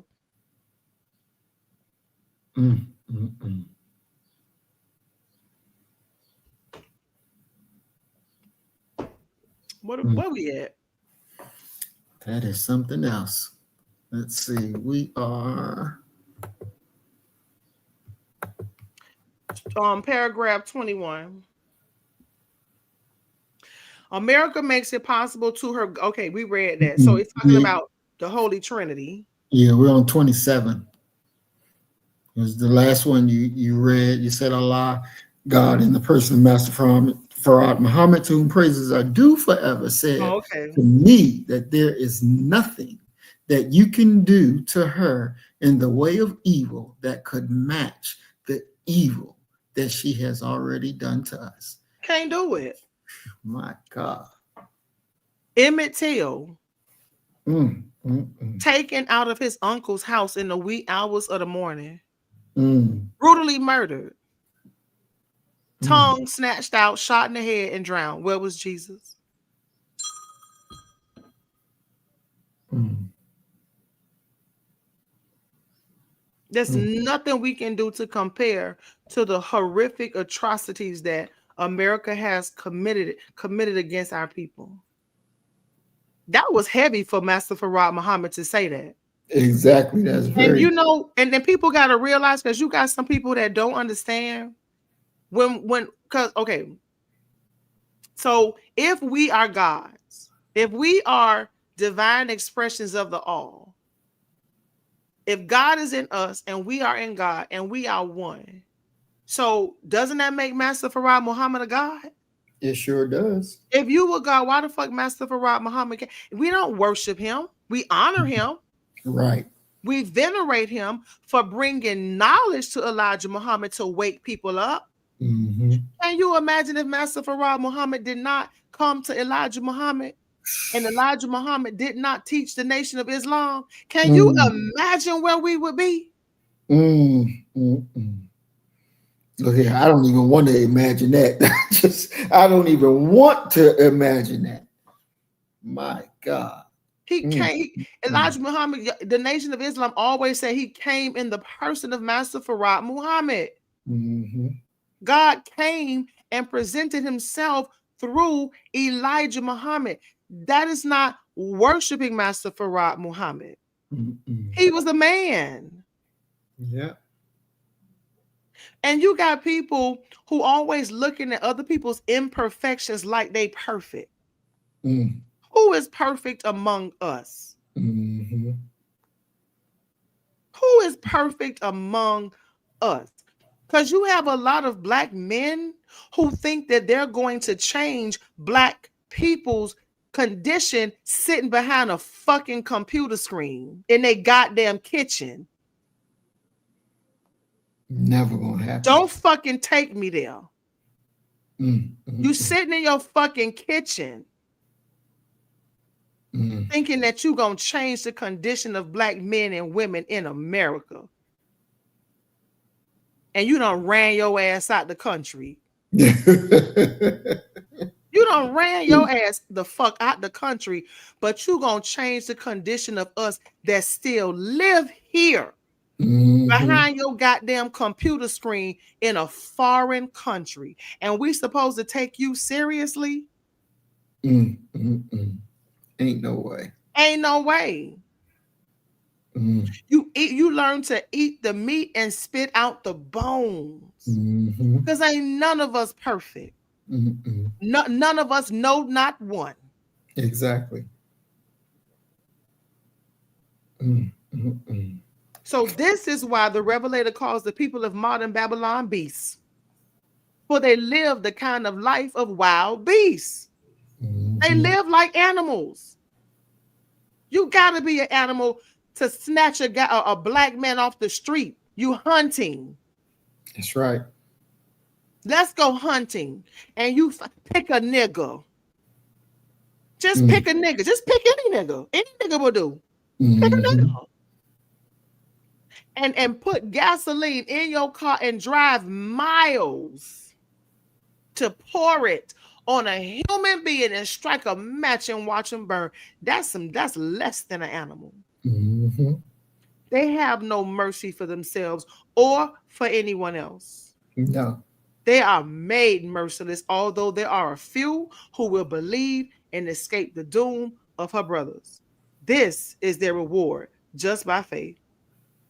Mm. But the black man is created by the creator, by nature. And he was made, blind, deaf, and dumb by his kidnapping Lord and Master, the white slave master. We were made blind. They made us blind. They made us so that we could not see the truth or accept the truth. A lot of us Mm. don't even want to know the truth. Deaf, we don't want to hear that shit. Mm-hmm. We want to watch sports. We want to go to the concert in the comedy club. We want to go turn up with a bottle of liquor. We don't want to hear that goddamn revelation shit. Just dumb. He said, but Mm. I do not think that you could overlook the most positive truth here. In this article, that we are now living in the call of we are now, what do you say, that we are now living in the call of an angel to us to come out of her. Mm-hmm. The her here means the wicked world of the devil. And since we, the black people, were kidnapped and forced into this world of the white race, we must be forced out. Mm. It is not that you, my people, will accept by just having the freedom to accept of your own choice. No, you will have to be punished, divinely beaten, and destroyed until you accept Master Farad Muhammad, to whom our praises I do forever, as your God and Savior, as I and thousands of my followers are doing. Mm. And I still don't take that as worshiping. Mm-mm. No, not worship. Mm-mm. This man saved us. So many black men were saved from doing drugs, Mm-hmm. saved from being alcoholics, Mm-hmm. saved from running numbers and being Mm-hmm. murderers and thieves and sexual perverts and rapists and womanizers. Mm-mm. Somebody that you can look up to as a part of you and honor. I got friends, I'd be like, what up, God? Right. Sometimes when I be leaving comments, I'd be like, damn, that's fucked up. The young God got shot. Mm-hmm. I'm not worshiping these people. That's right. People want to play word salad. Mm-hmm. They just want to play word salad because they miserable. They don't want to grow. They don't want to learn. They don't want to glean. They don't want to climb. They don't want to prosper. They just want to look and say, "Oh, he was a pervert." Mm-hmm. But what about all the other shit he talking about? Right. What about all the prophetic things that's coming to pass? Mm-hmm. What about the fact that we still being killed? Oh, we don't want to talk about it. We want to talk about the fact that he was a goddamn pervert. But they go their ass and watch porn. I bet they got porn subscriptions. Mm-hmm. See, we want to talk Elijah Muhammad was a goddamn pervert, but they want to go and watch porn. Mm-mm. Mm-mm. They don't have anything to offer our people. They don't have nothing to offer our people. So they want to try and get as many of our people to go the way that they're going. They want to get as many of our people to not be able to see the reality of the time and what must be done. See, they're so comfortable being Negroes. They are so comfortable being the lackey of white folks. They're so comfortable, so comfortable. And you have nothing, Nothing. nothing, nothing. They couldn't even they couldn't even raise the condition of the people on their own block with the so-called knowledge that they profess that they have. They have none. They have none. They're a laughing stock. But Maurice, with our people, it's a reoccurring theme. It's literally a reoccurring theme. We're constantly pulling each other down. Constantly. They were pulling Marcus Garvey had a circle of niggas that was pulling him down. Mm-hmm. Elijah Muhammad, Master Farad Muhammad, Khalid. I mean, like so many of our people have black people that go out of their way to pull them down. Look at this black man in America. I think he's in the United States military who's saying shit against Ibrahim Traore. And Mhm. Ibrahim Traore, he said, the biggest thing that hurts me the most about this dude is the fact that he black. Mhm. This man is black, look just like me and you. And he is going against what I'm trying to do for my people. Mhm. I ain't bothering nobody. Mhm. I just want the best for my people. Yep. And here you got a black man trying to pull him down. Mhm. Yep. I would check myself. If I was a black man and I got on here and I put another black man down who I was friends with, I would check myself. Mhm. I really would check my sanity. Mhm. I would be embarrassed to do that because it Exactly. really shows who I am as an individual. But you gonna save us? Hmm. Bitch, you can't save me. Mm-mm. Bitch, I wouldn't follow you to the grocery store. Mm-mm. Bitch, I wouldn't follow you to the grocery store. You have nothing to offer. And you're Nothing. not that bright. No. You can't do shit for me. Mm-mm. And you ain't gonna stand on the battlefield too long. Mm-mm. No. No. Mm-mm. Nope. And it's that thing that they look like us, but they're not us because their mind is so captivated and controlled by the enemy. And this is why it's so important because they always tell on themselves. But what we do, we look past it. And we tell ourselves that, oh, I can teach them out of that. I can fix that. That's nothing. The person got a good heart. The person is this, the person. And the reality is they don't have a good heart. The reality is they mirror that which they love. And that is our enemy. That's what they mirror. Because we are in a fight for our very own existence. And you would give comfort to the enemy by speaking out against a man who has never done you any harm. You speaking out of a man who gave you Malcolm X, who gave you Dr. Khalid Muhammad, who gave you the teachings that you ripped from. But then you have the nerve to say they're dishonorable. But the men that he made, you find them very honorable. That without the Honorable Elijah Muhammad, they wouldn't even exist.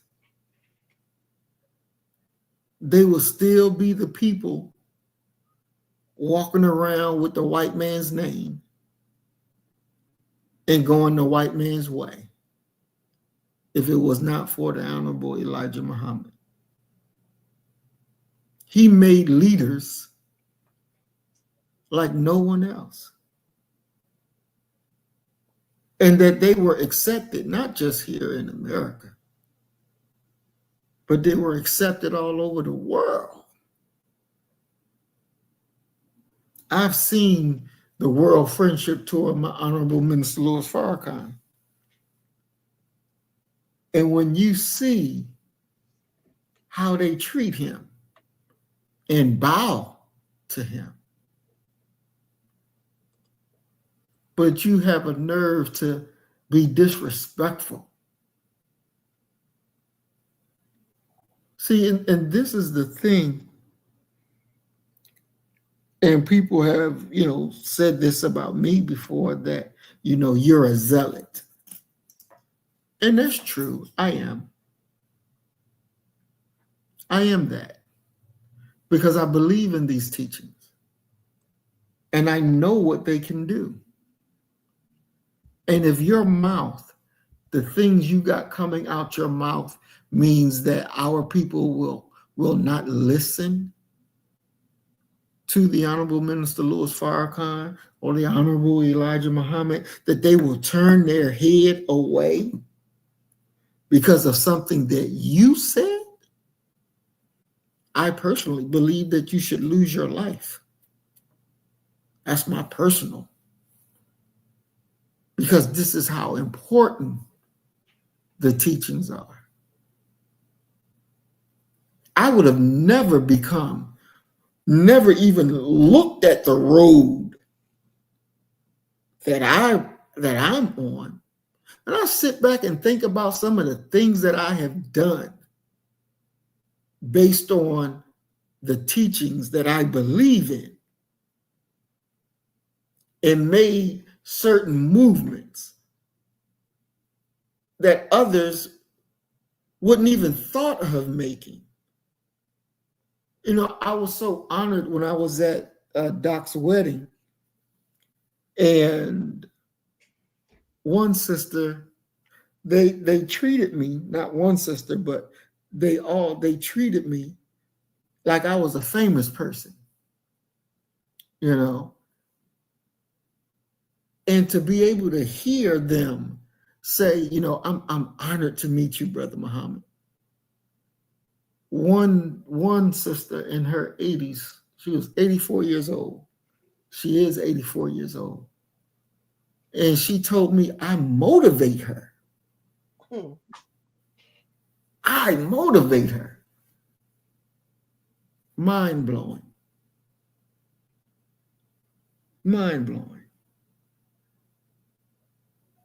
But the things that I do, the things that I say and I believe are based in these teachings. And it's these teachings that, if our people grasp the hold of it, will turn our whole people different overnight. And we could be on one accord and do the things that need to be done. But we have these YouTube niggas that love to go against what's best for our people. For what's best for our people. You want to go against that. And, you know, like you said, ain't no nigga who run from America can tell me how to conquer America. Goddamn right. You punked the fuck out and took off. Took the fuck off. And then you didn't even, when you got to where you got, you didn't even marry your own. You married somebody else. But you want to talk about somebody not being black first. Nigga, what are you? What are you? You damn sure ain't black first.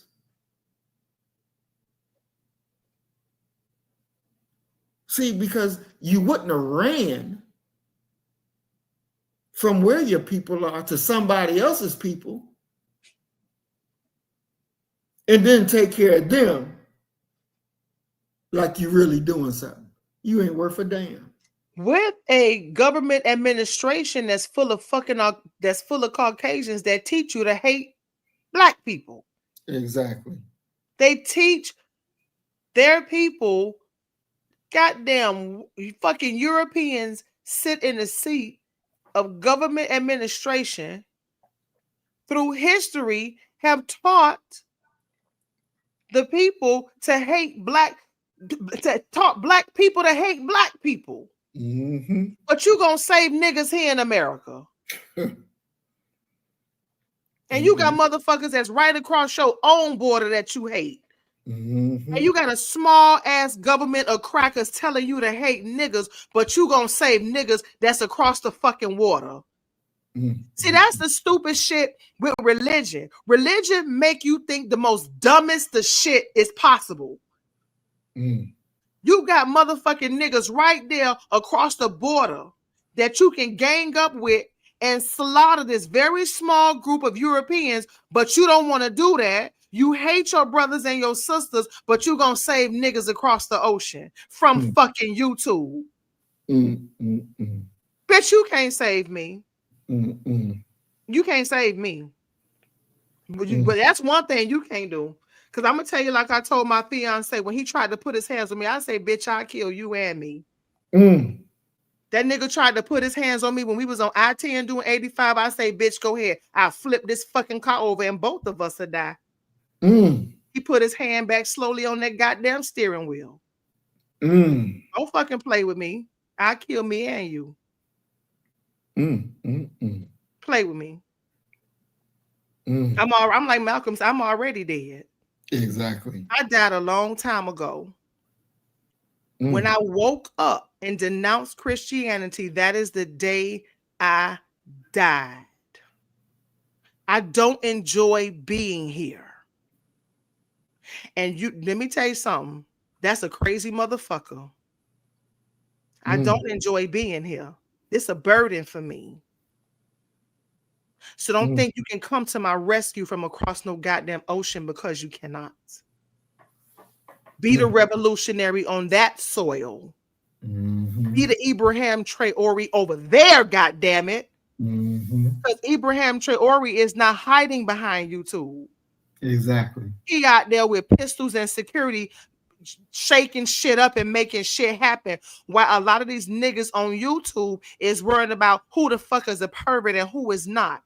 Oh, the dishonorable Elijah Muhammad is a pervert, but he says separate yourself from the enemy. Elijah Muhammad is a pervert, but he said do for self. Elijah Muhammad, they say, is a pervert, but he said what? Get your own. That's right.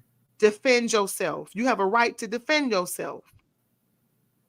Fight to the death if you have to, if they put their goddamn hands on you. But niggas don't want to hear that shit. The only thing they want to talk about, he's a fucking pervert.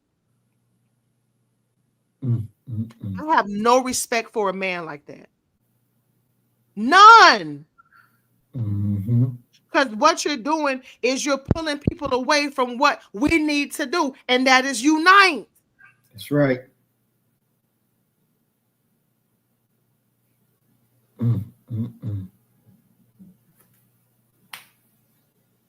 Nah, I don't want your protection. And you know who the fuck we talking about too. You can't protect me. You're not man enough. You're not man. You don't have enough testosterone to fight for me. You're not an alpha male, sir. You have no Ogun energy in you whatsoever. So I thank you, but no thank you. I'll thug it out on my own.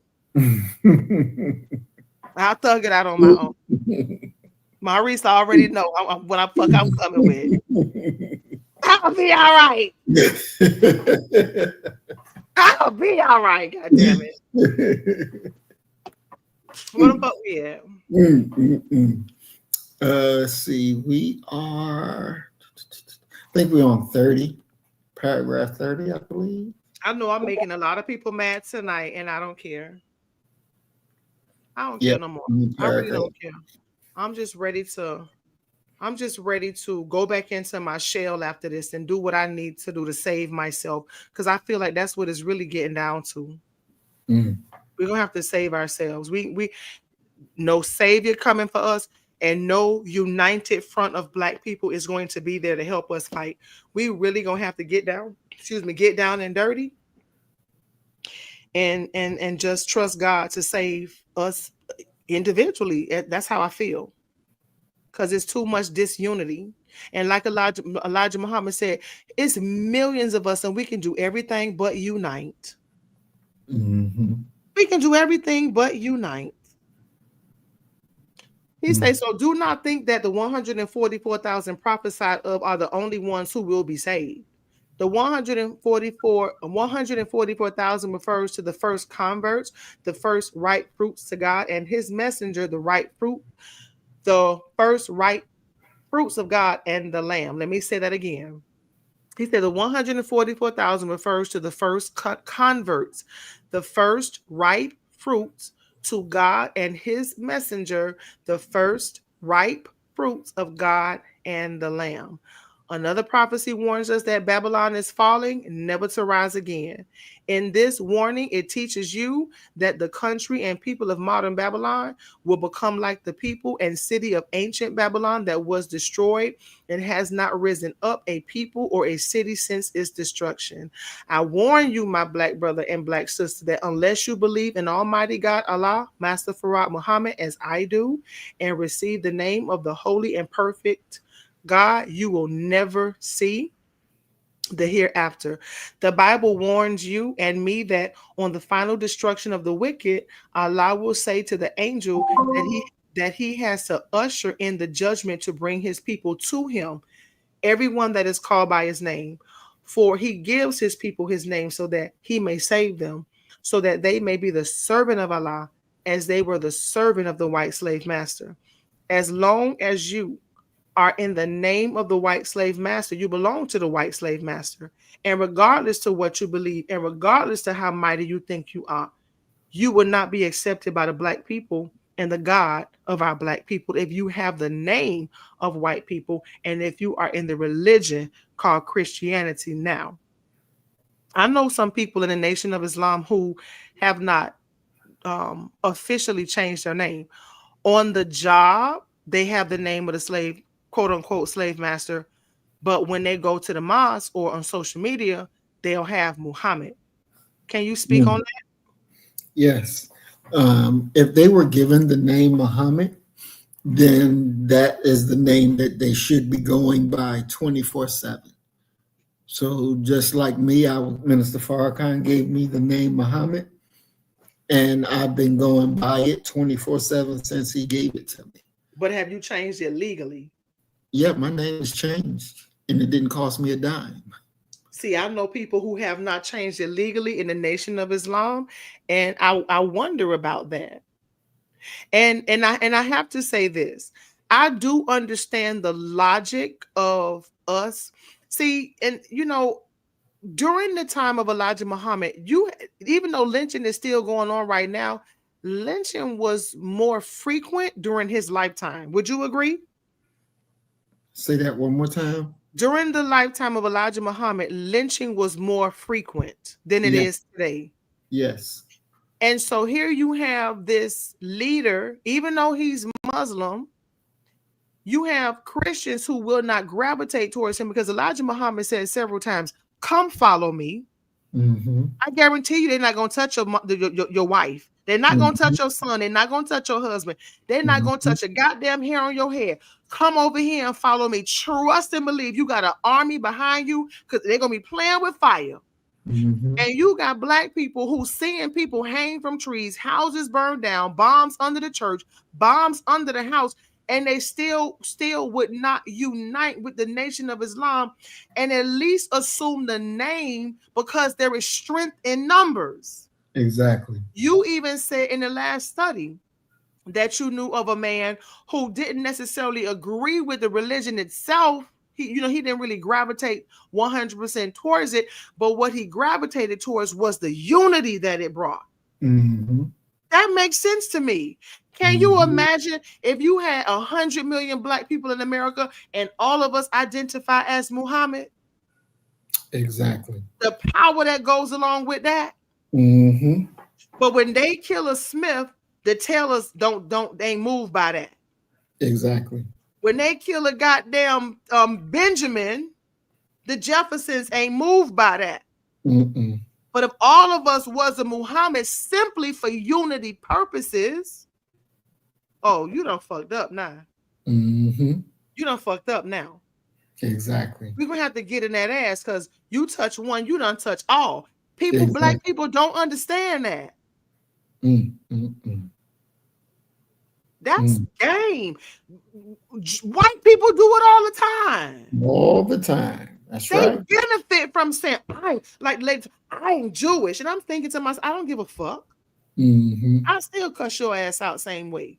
Mm-hmm. You think that's gonna protect you from my wrath if you piss me off? It's not. But Nope. she was telling me that she was Jewish because she wanted to be acknowledged as something greater than she actually is. Exactly. They understand the power that comes with their identification.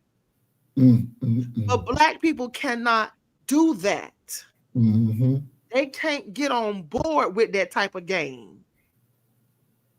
Mm, And that's why Elijah, look, come on. He said, follow me. Follow me.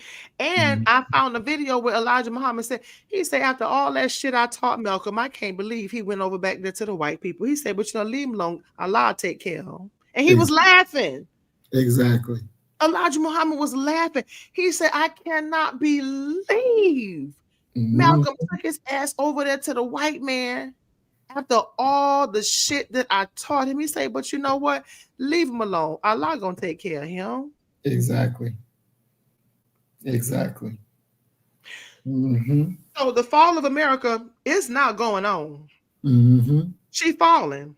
Exactly. And the cause of her fall is universally known, as it Mm-hmm. was with ancient Babylon.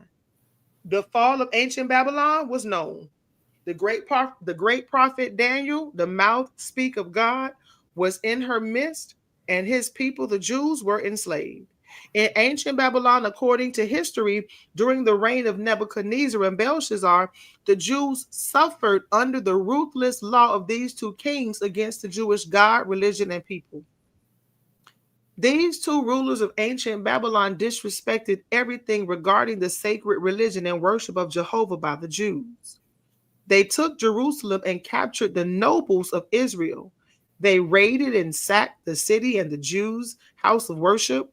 They made mockery and shambles of all that stood for Jehovah and the Jews. They made mockery of the prophets and the sacred vessels that God had King Solomon make and put in the house of worship of the Jews so that they should be sacred. Nebuchadnezzar and his nephew or grandson, according to some historians, Belshazzar gave the Jews no honor and no respect whatsoever. Under both of their reigns, God made an example of them to serve as an example of a future people's opposition and disrespect of God and his people. Master Fard Muhammad, who is Allah in person, wants to make it clear that he has chosen the American so-called Negroes to be his people. The truth that he gives to them and they themselves are sacred before his eyes and the world of the righteous. Showing disrespect to God and his people is inviting the punishment and doom of God. And for the record, Master Farad Muhammad was biracial. He wasn't white. Mm-hmm. Some people don't even know that. He Mm-hmm. was biracial. His mother was white and his father was black. Mm-hmm. And based upon what I was told in the nation, that was divinely done so he could maneuver differently when he got to America. Mm-hmm. So people talking about, oh, he white. No, he's biracial. Just like people say Barack Obama is black. No, technically, he's not the first black president. He's biracial. Mm-hmm. His mama was white as fucking snow, and his daddy was black like goddamn charcoal too. Mm-hmm. So a careful observer or and you know them goddamn biracial children, they something else. They be struggling. Mm-hmm. Them biracial children, they be a 50-50 with their ass. A lot of them, believe it or not, they swing on our side. Mm-hmm. Look Mm-hmm. at Colin Kaepernick. His goddamn white mama ain't want nothing to do with him until he was in the NFL. Then she want to rear her ugly head. Mm. She all of a sudden want to rear her lice infected ass self when he's a professional football player. And bitch, you ain't been nowhere around for this biracial boy who is kneeling against police brutality to protect black men. So Mm. if you okay with Colin Kaepernick, you need to shut the fuck up and be okay with Master Farad Muhammad. Exactly. Exactly. Stop the foolishness. Mm-hmm. Now, what the hell was I? Which I think we're on 40. Master Farad Muhammad, who is Allah in the person, wants to make it clear that he has chosen, I read that, the American so-called Negroes to be his people. and the truth that he gives to them and they themselves are sacred. Our Mm. truth is sacred. The truth of the black man, woman, and child is sacred. The fact that we are God's chosen people is sacred. The fact that we are original people to this planet is sacred before the eyes of Allah and the world of the righteous. Showing disrespect to God and his people is inviting the punishment and doom of God. Mm. A careful observer or seeker of truth of the time and history being made in these times can easily see how well the history of ancient Babylon, its rulers, and its people fits in with the histories of the rulers and peoples of America and England. America's enslavement of the so called Negro and England's enslavement of people fit so completely with the history of ancient Babylon that it cannot be denied that the ancient history of the Babylonian Empire and people was prototypical of America. America wants everyone to believe that she is right in her wicked dealings. Oh my God. She wants everybody to believe she right. America don't do no wrong, right? That's what they say. America don't do no wrong. She wants everybody to believe that she is right in her wicked dealings with the people of the earth. With her might of we came to bring civilization, but did you have to bring it with a gun and a knife? Mm. Mm. Did you have to burn down villages and dismember people and burn them on open fucking fires and take their land and slit their throat to do that? Mm. With her might of arms commanding the high seas and the land around the globe, she wishes everyone to think that she is right in building up arms and forts in foreign countries and on their shores a bristling, deadly navy with guns trained on foreign people's towns and cities as a dare without any cause. This only shows her pride and daring aggressive acts against people who would like to be at peace. America has hundreds of thousands of forts that still stand today. Mm. It's so many military forts around this country that these people have come on foreign soil and just start chopping down trees, extracting limestone, building forts as a source of protection against native and indigenous people. And they have no business here, but they're saying, but I didn't do anything wrong. God gave us the right to do this, to civilize humanity. How the fuck do you civilize humanity in an uncivilized way? Mm. Is that possible? Nope. Nope. She has her feet standing on 20 or 30 million black people brought out of their native land and people from their God and their religion by her fathers and have forced them to remain under her feet of power for the past 400 years. She deprived them of the knowledge of self, the white race, their own people, and their religion. For 300 years, she did not allow them to worship any religion at all, not Mm. even her own. Remember what they did with the slave Bible? Mm-hmm. Rip that shit out. Oh, Mm. that talk about freedom and liberation? Rip that page out. Mm-hmm. We came here speaking multiple languages, and now all people always look at me like I'm crazy when I tell them we could not understand English, but we can read and write our language, multiple Mm-hmm. languages, but we couldn't understand English. They think that we were just extremely illiterate, and that is not the truth. No. A very exceptional literate people with libraries and scripts and oral traditions and songs and parables. What the fuck do y'all think the Bible is? That's Mm. ancient African parables, songs, psalms, traditions, stories passed down, prophecies. That's our shit. Mm-hmm. Exactly. They spin and put names on anonymous. Matthew, Mark, Luke, and John, those people are anonymous. They just threw a goddamn name on it. Exactly. And anyway, how could they be that Matthew, Mark, Luke, and John if they were over in Africa? That wasn't their name, them European names. Exactly. No, what's your name, boy? Exactly. Kunta. Oh shit. Hit his ass again. Spark his ass again. Now, what's your name, boy? Mhm. Kunta. Ah! Mhm. Okay, now. Mhm. What's your name, boy?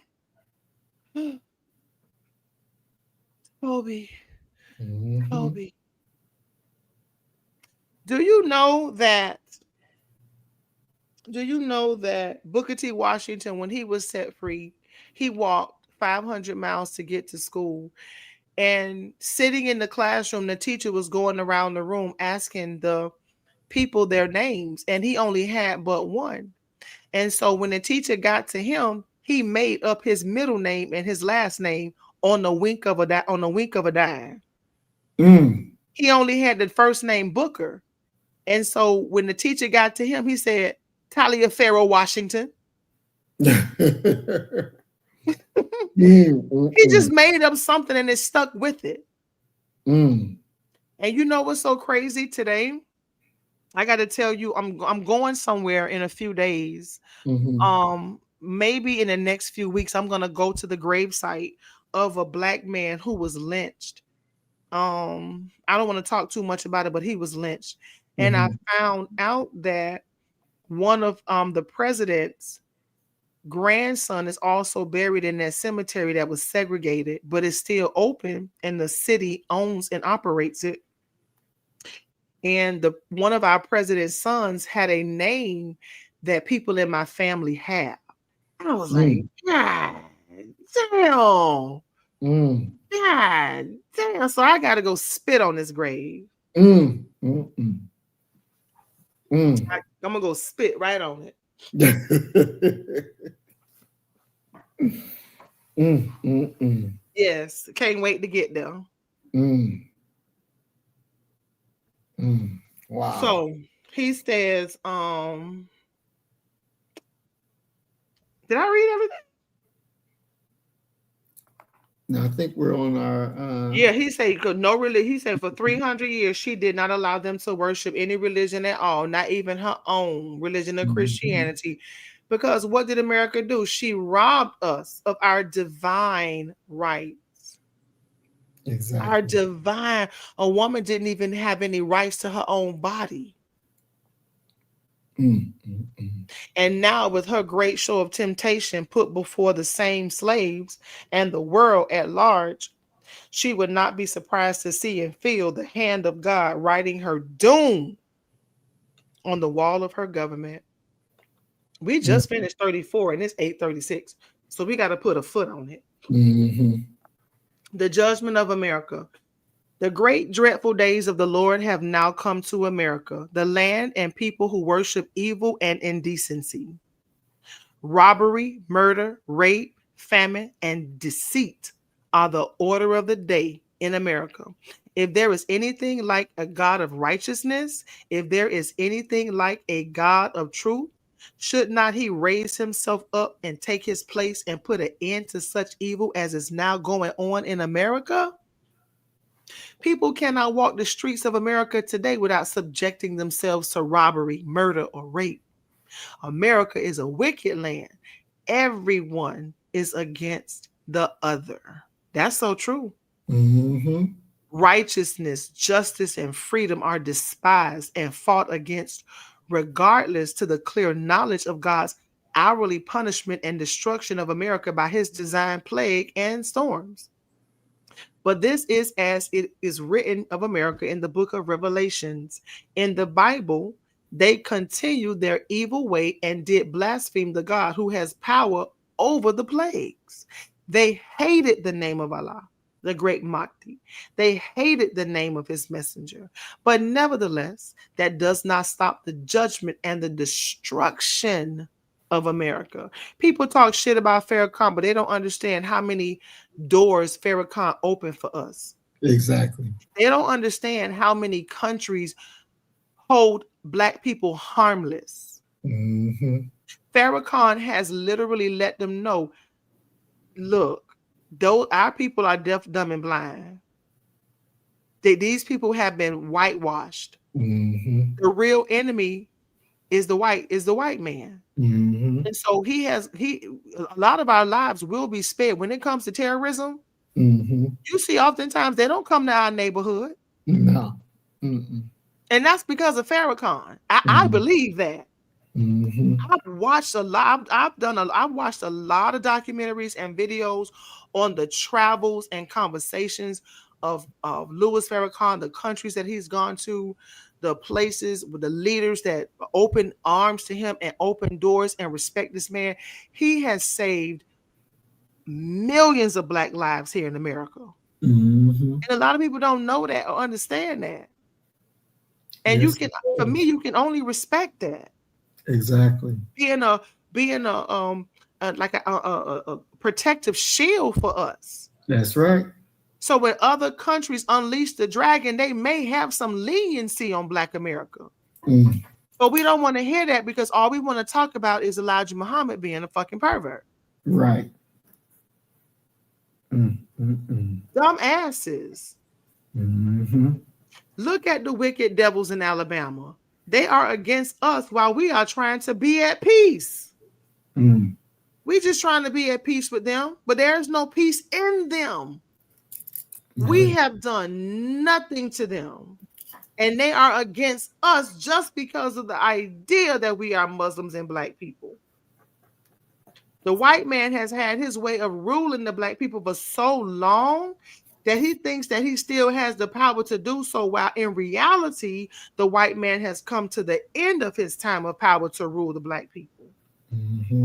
And regardless of Allah's retaliation to the white man for his evil acts done to the black man, the white man still keeps inviting the retaliation of Allah. The white man must remember that he cannot win today over Allah and his servant, for he has power over the fraction of an atom. The judgment of America, judgment has come to you, America. Woe to you who seek to fight against Allah and against his aim and purpose. Woe to you, America. America has made you blind to his judgment, and therefore you are committing suicide. He has made you blind on purpose to give you the full dose of his wrath.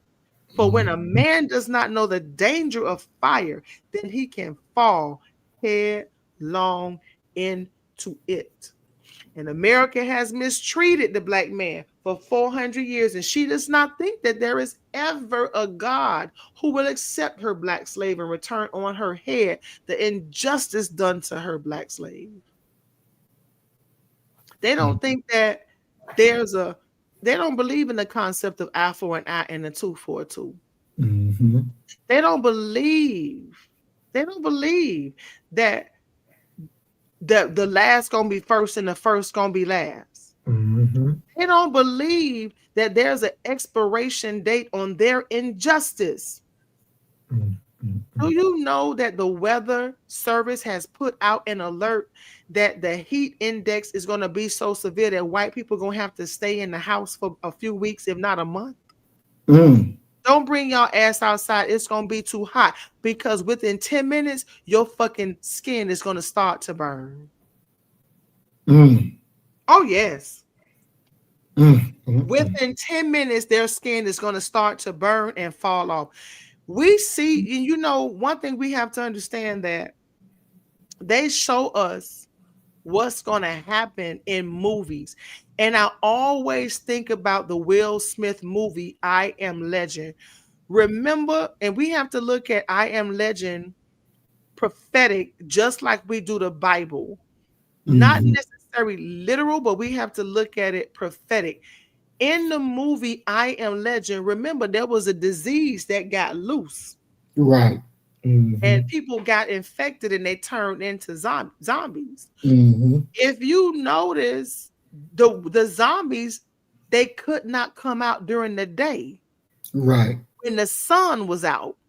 Mm-hmm. The only people who can't come out in the full sun is white people.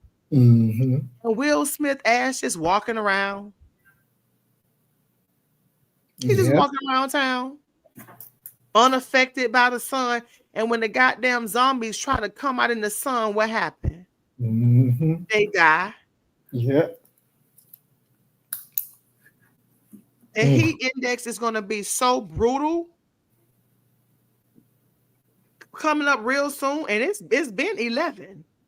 In some Mm. places, that hit the most extreme is 11. It's been 11 in many parts of the world where white people are. And they say they're going to have to stay the fuck inside. Because if they come out within 10 minutes, they're going to start burning. And it's going to be Mm. severe. Mm. That shit don't affect us like that, Maurice. No, it doesn't. It may turn us a little darker. We got to be careful, but that shit don't sun don't bother. We eat that, soak that shit up. Exactly. So Mm-hmm. this is the day and time in which America could benefit from what Allah has revealed to me and from the work that I am doing among my black people, turning them from doing evil into righteousness. As Mm. it is written in the Bible, Babylon could have been healed, Mm-hmm. and there was a possible chance for her healing if she had not gone to the extreme by making fun of the God of the Jews and their Mm. temple in Jerusalem and belittling the power of the God of the Jews to retaliate. The Bible prophesies of the plagues that would come upon America. Excuse me. And these plagues are falling on America now. And yet, she will not repent. She won't repent.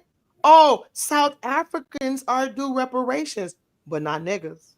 Mm. Isn't that what you just said tonight? Mm-hmm. Oh, they were Yep. treated unfair. They deserve reparations, but not niggas. Mm-hmm.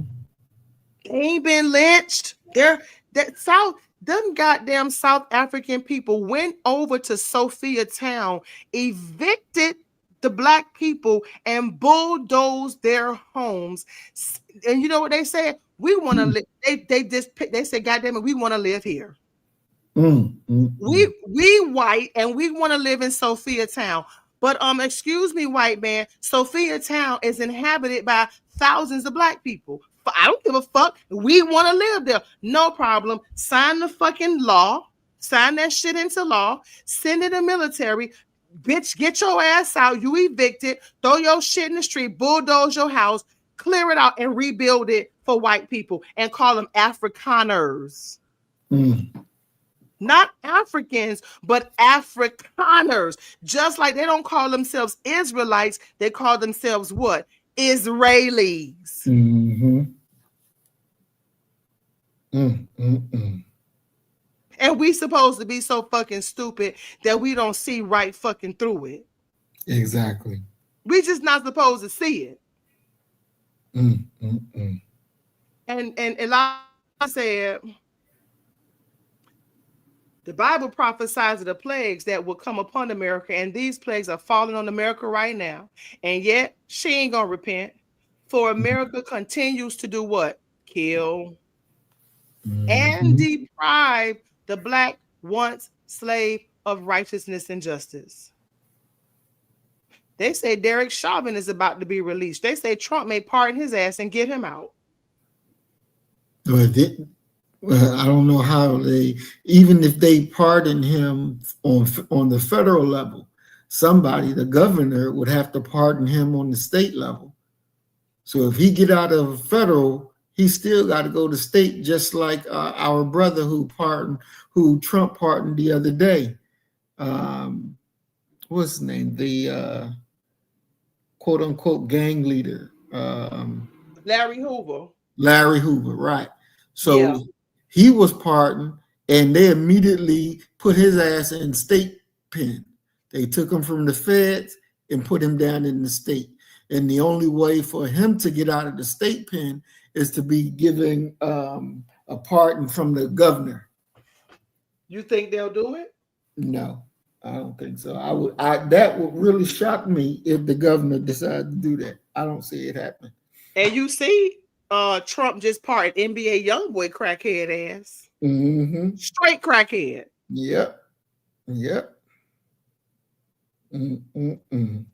But I think that even though I love NBA YoungBoy and Kodak Black because they are young gods who need proper guidance and they Mm-hmm. really need to be taken up under the wing of somebody in the Nation of Islam to help save them, Mm-hmm.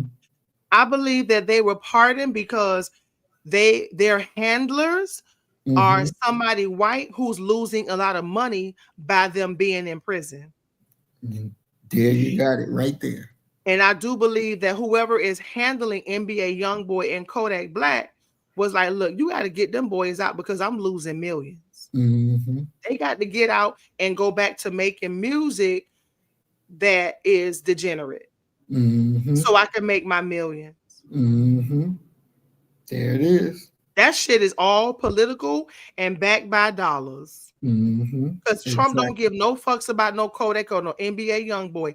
Some white man is sitting somewhere losing millions of dollars by NBA Mm-hmm. YoungBoy being in and Kodak being in prison. Mm-hmm. Let's not get that twisted and misunderstood. Exactly.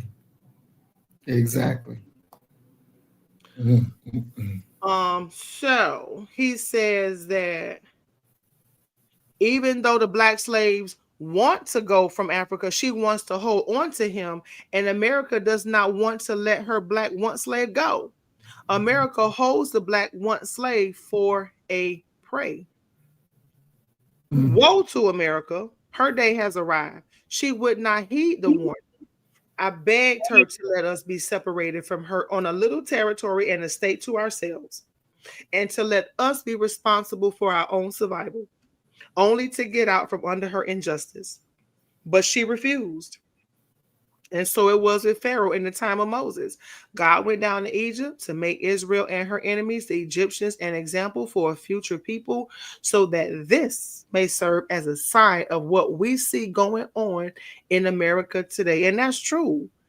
So Mm-hmm. many countries wanted to. Elijah Muhammad said he was getting better prices with a foreign country that he was getting in America. And America had a problem with that. Mm-hmm.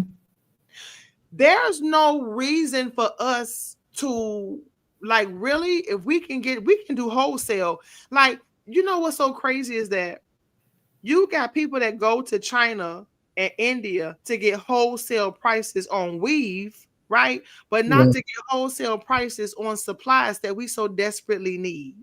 Mm-hmm. And like my coworker, she was like, come to my church. I say, for what, girl? Y'all ain't got shit to offer me. I don't Mm-hmm. want to hear nothing about no goddamn Noah again. Mm. I say your church don't have no barbershop for men getting out of prison. A man should not, let me tell you something, a black man getting out of prison should not have to pay for no fucking haircut. Exactly. He should be able to walk into any mosque and any church and get a free goddamn haircut for a year or as long as it takes for him to get on his goddamn feet. Mm-hmm. He should not have to beg anybody or borrow any money to get a suit to go for a job interview. Mm-hmm. Instead of giving those suits to Goodwill, take them shits down to the dry cleaner, get them cleaned up, and put them in the goddamn room in the back of the church, and let my brothers get them a goddamn new suit so they can go fill out a goddamn job application and go to an interview. Exactly. Mm-hmm. It used to be food stacked up from the floor to the ceiling. Mm-hmm. If you need an oil change, okay, go to the back of the church shop, pull the goddamn gate closed, and change the sister oil so she ain't got to go to Jiffy Lube and pay for it. Exactly. Oh, sister, you need some brakes on your car? No problem. Pull it in the back. Our brothers, we gonna fix it for you, and we gonna do it right, and we ain't gonna even charge you. That's Mm-hmm. why I'm not going to no goddamn religious center because you Mm-hmm. have nothing to offer me. I don't give a fuck what religion it is. You need to have something that's going to benefit me and improve my life so I don't have to go anywhere and borrow and beg and pay higher prices. And Elijah Muhammad said, I can get better prices in other countries, but the United States government have a place for that. I'm taking the money, donations, and buying the goddamn farm. We have our own cows, but here you white people go and you kill them with goddamn cows. Right. Mm-hmm. You told me to pull myself up by the bootstrap, and I did that. We got post offices, hospitals, libraries, Mhm. schools. We're building houses, roads, airports, and shit. But here you come and you fucking drop a bomb from the sky. Exactly. You won't leave us the fuck alone. Hmm. And shout out to the white people that watch the show. Hmm. You won't leave us the fuck alone. And what did Elijah Muhammad say? He said, the four great judgments that Allah promises to destroy America with are now coming upon her: hail, snow, drought, earthquake. I'll add fire. Look at the Palisades fire. You ever seen some shit like that in America? Mm, mm, mm, mm. Them Palisades fire was magnificent. It sure was. Mm, mm, mm. Oh, don't forget about Hawaii. Oh yeah. Mm, mm, mm. Don't forget about HIV. They say HIV making a comeback. Mm. Have you been seeing that? No, I didn't. I haven't seen that one. I, I did read a few. I read a few articles about it happening in certain cities like Atlanta, um, and it was another city. It was three cities they named, but I remember Atlanta because that one was black. yep. Hmm. HIV is coming back, and people, oh, COVID is still around. People are Hmm. still being infected with COVID. And I'm talking about people who got the vaccine Mm, mm, mm, and they still dealing with COVID, HIV, STD, fires, hail, snow, drought, earthquakes. He say Allah has reserved. God put on reservation treasures of snow and ice to be used against the wicked country America in the day of battle and war. mm, mm, mm, And these are some of Allah's weapons, the storms that we see going on. I mm. just had a friend girl that moved to Virginia. I say, girl, battle. I say, because the snow, that's that goddamn snow they dealing with up north. I said, girl, you ain't ready for that. It's getting worse and worse. Mm, mm, I said, mm. you not ready for that snow up there. No. So girl, bye. Mm, mm, mm. We are really going to have to open. We're gonna have we have that third eye activation is going to be very important for us to understand. Like like the Bible says, my sheep know my voice. Right. And we're going to have to understand that we are sheep being led by a shepherd, and there are certain things that we're going to have to do, certain places that we're going to be led. Hmm. We may not even be thinking of where to go. Hmm. And the spirit is going to speak to us and say, go left, go right. Hmm. And you're going to have to listen, Hmm. or you're going to miss it. One thing I know is the voice of spirit. It sounds just like a human voice. I have been trained to know and understand that voice, and it has never led me astray. Hmm. And whatever that, whenever spirit tell me to do something, I don't question it. I just do it, and it always works in my favor. Even somebody was gonna kidnap my daughter one day, and spirit said, "Where is your daughter?" Mm. I'm inside the house, and my baby, 3 years old, she's outside by herself. And I'm in the house washing dishes. And Spirit said, where is your daughter? And I said, I just took off running. Mm. And I took off running and I went outside. And it was a car full of people. And the man got out and he was going to scoop my daughter up. I'm running Mm. towards her, he running towards her. But I was always a track star and I got to my baby first. Mm. Mm. Mm. And Mm. that's why when they come to spirit, I don't let people, you can't, one thing people cannot do is dissuade me or change my mind when it comes to what I believe. Right. You can't do that. Hmm. I'm solid. I'm convinced. I don't straddle no fence. And people better understand that when shit go down, you don't know where the fuck you might have to go and end up. It may be something very unconventional and something that you never even thought of. That's right. So he says that the white man of America, white people, he say, y'all not blind and y'all not ignorant. That's what it says. He said the white man of America is not blind and ignorant. He has known these prophecies of his doom for a long time before we knew it.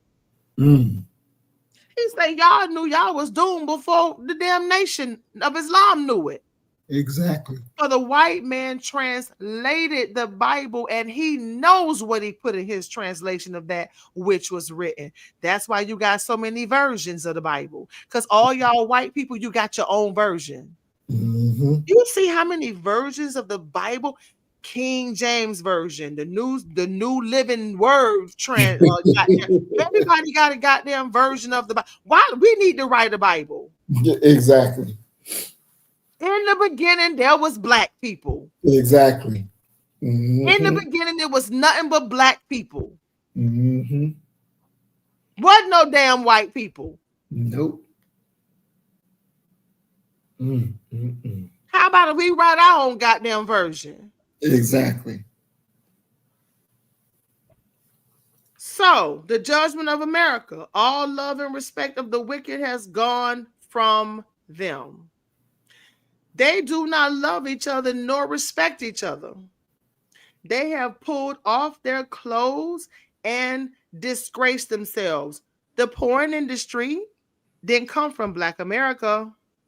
Tell me I'm lying. We didn't own the porn studios. That's right. We wasn't bringing in the goddamn. We ain't got no planes to go fly in no drugs. We don't have no gun making, no gun manufacturing companies. So what he say, Elijah Muhammad, I ain't say he say y'all don't even love each other and you don't respect each other. Exactly. And you done pulled off your clothes and you done disgraced your damn self. He said this is also a plague. You see some of the white people rehearsing the cave days of their fathers. What's the name of that cartoon? What's that damn cartoon when that caveman was beating his goddamn wife across the head and dragging her ass? The Flintstones. Fred beat up, what was it, Wilma? He used to drag that. I used to drag. You got goddamn children watching the Flintstones. He beating that bitch upside the head with a club and dragging her ass across the floor. Because you're disgraceful. Look at them damn soap operas that we grew up on. That was predominantly casted with white people and everybody fucking everybody and killing everybody. And they will only put a token nigga in the goddamn soap opera just to get a black audience. And it was so much corruption and perversion in them goddamn soap operas. And now what do we have? Reality TV. Black women with wigs and makeup and changing their noses and fighting on television like damn animals, disrespecting black men, not paying attention to their damn children. That's not us. That's right. That's not us. If a black woman ain't do nothing else, she took care of her house, her husband, her children, she washed, cooked, clean, and worship God. When did that change? Integration. He say, you see some of the white people rehearsing cave days of their fathers, and they're not even ashamed. They come out with long, straggly hair as their fathers did in the days of the cave. He say, this is Allah forcing the white man to bear him witness that they were really once the caveman. Yet a few foolish, unlearned black people follow the white man. And it's a shame to pull off their clothes and grow hair down their back and over their face by misleading the black man into following the way of the white man's cave days. The white man is again telling the world how he has deceived the black man and is now making the black man manifest that he is too weak to see his own. Would that be the hippie movement? Mm-hmm. Yep. Oh, just get high and have sex, rock and Exactly. roll, feel Mm-hmm. good, do what you want to do. You ain't got to submit to a higher authority. Mm-hmm. For nearly 40 years, I have been preaching to the black man in America that we should accept our own. He say 40 years. Mm. For how many? I wonder how many black people were lynched in the 40 years of Elijah Muhammad saying, "Accept your own, follow me, come over here. They're not gonna touch you. If they do, it's gonna be hell to pay. Because trust and believe, we gonna fight back." Exactly. And instead of the black man going to the decent side of his town, he goes back seeking traditional Africa and the way they did in jungle life and the way you see in some uncivilized parts of Africa today. Oh, some people not gonna like that. They're not gonna like that.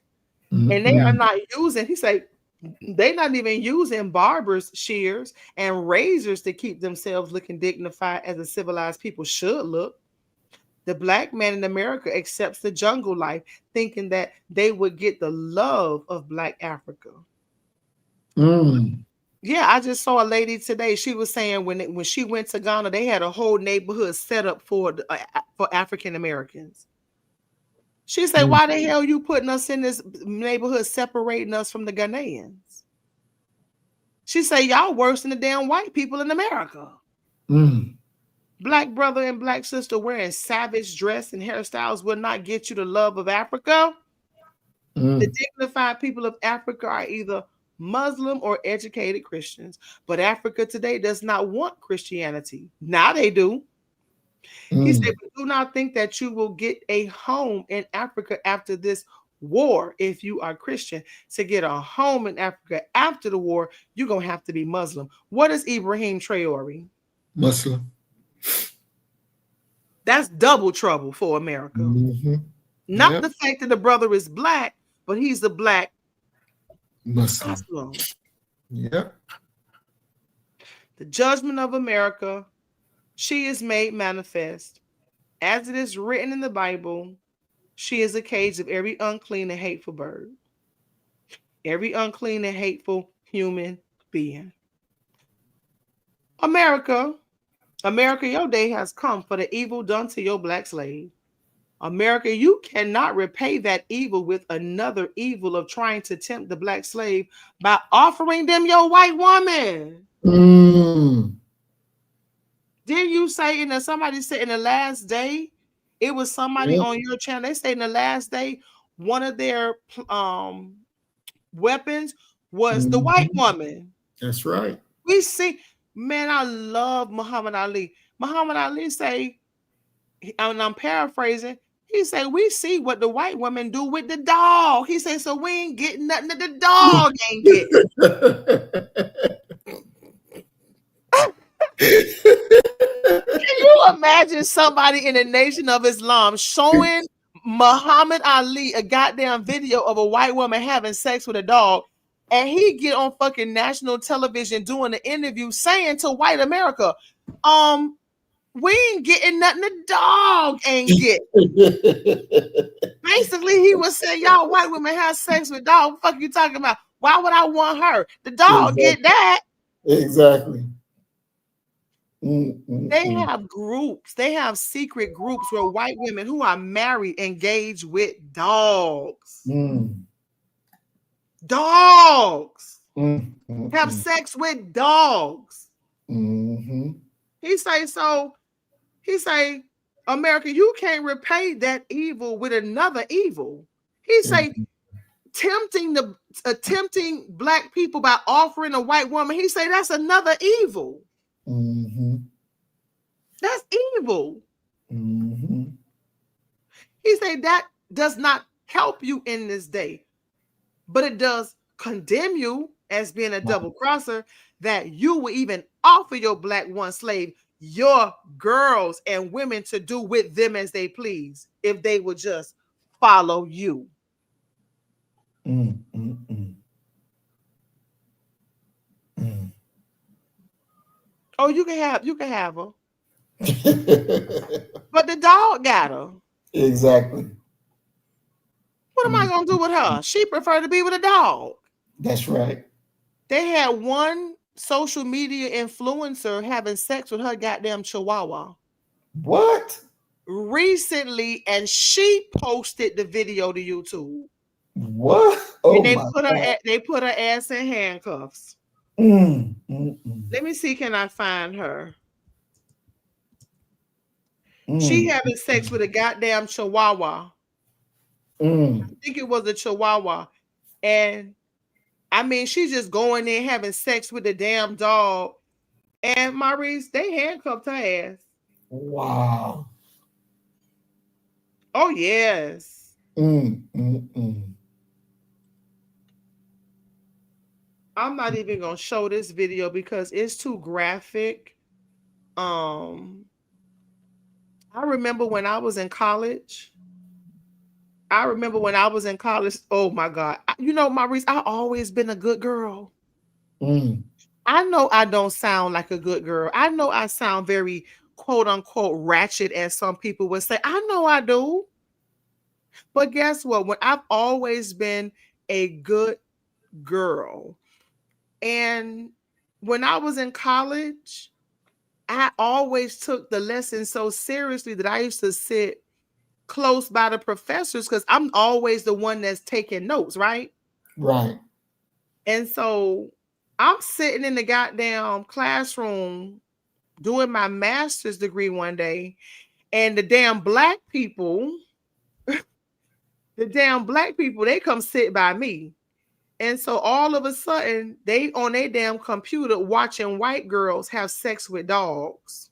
Mm, They laughing, giggling, pushing the goddamn pictures in my face. I don't want to see it. I find it disgusting. They think mm, it's funny. I mean, it was it Maurice, I don't know the word, but I was so disgusted with that I couldn't sleep mm. because I didn't think it was funny. Right. It was disgusting, and I never saw anything like that. But here's the girl right here. I'm sharing my screen. This is a recent arrest. Mm, Show my screen, please. okay. Wow. That's a recent arrest. Mm, mm, mm. Damn. She was having sex with that little beady-eyed goddamn Taco Bell chihuahua. Mm, mm, mm. Yeah, Wow. that was her boyfriend.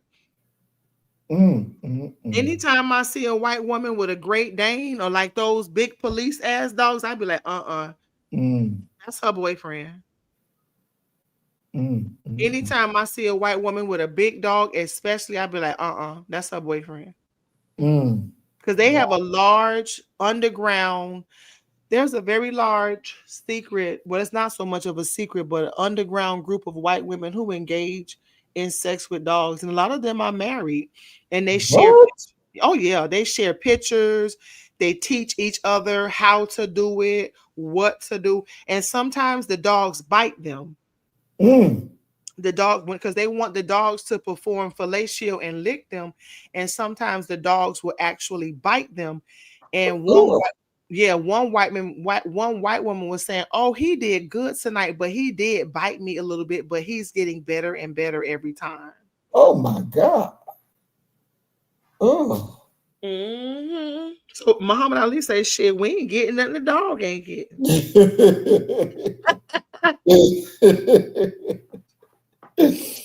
Mm, mm, mm. Yeah, they like having sex with dogs. And a lot of Hispanics, I don't know, I forgot what country that is, but It's very prevalent in that country for them to have sex with donkeys. Have you ever heard of that? No, You didn't know that in, I think it's Central or South America, they have sex with donkeys? no, Come on, Maurice, don't tell me that. no. I'm serious. I never knew that. I never heard of that. Hold on, I'm gonna tell you right now. With donkeys. Yeah, they have sex with donkeys.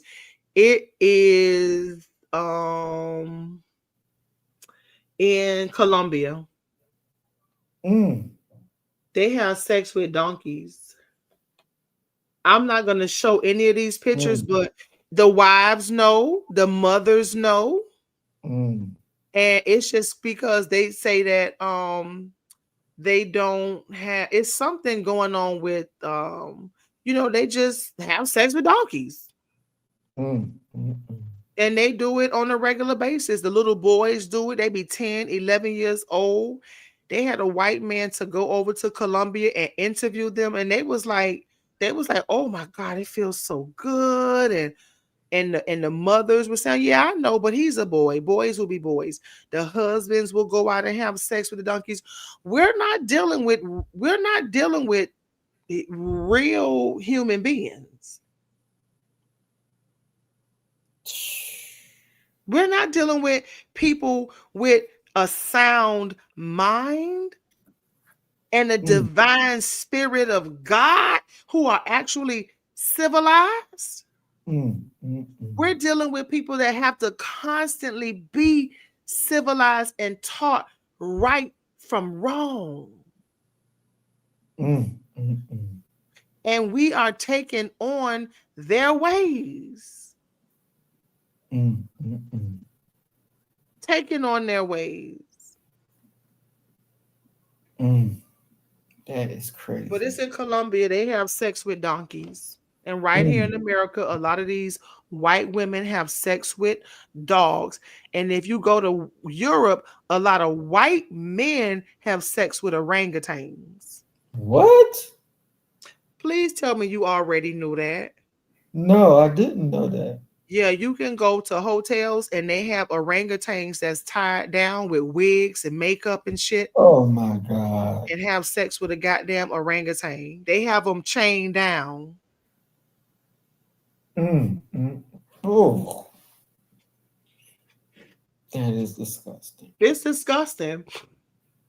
Mm, mm. Um, so he say, I just, I looked that up. I typed in what countries, um, what did I put in here? What countries allow people to have sex with animals? And America is on there.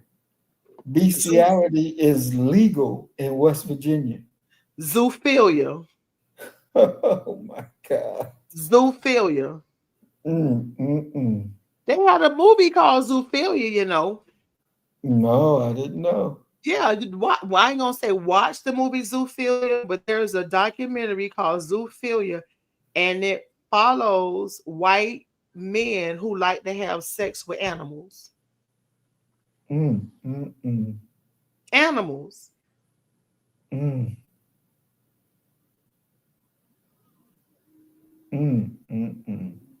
These are all of these countries are white countries. Yeah, yeah. Mm, mm, No, I know that.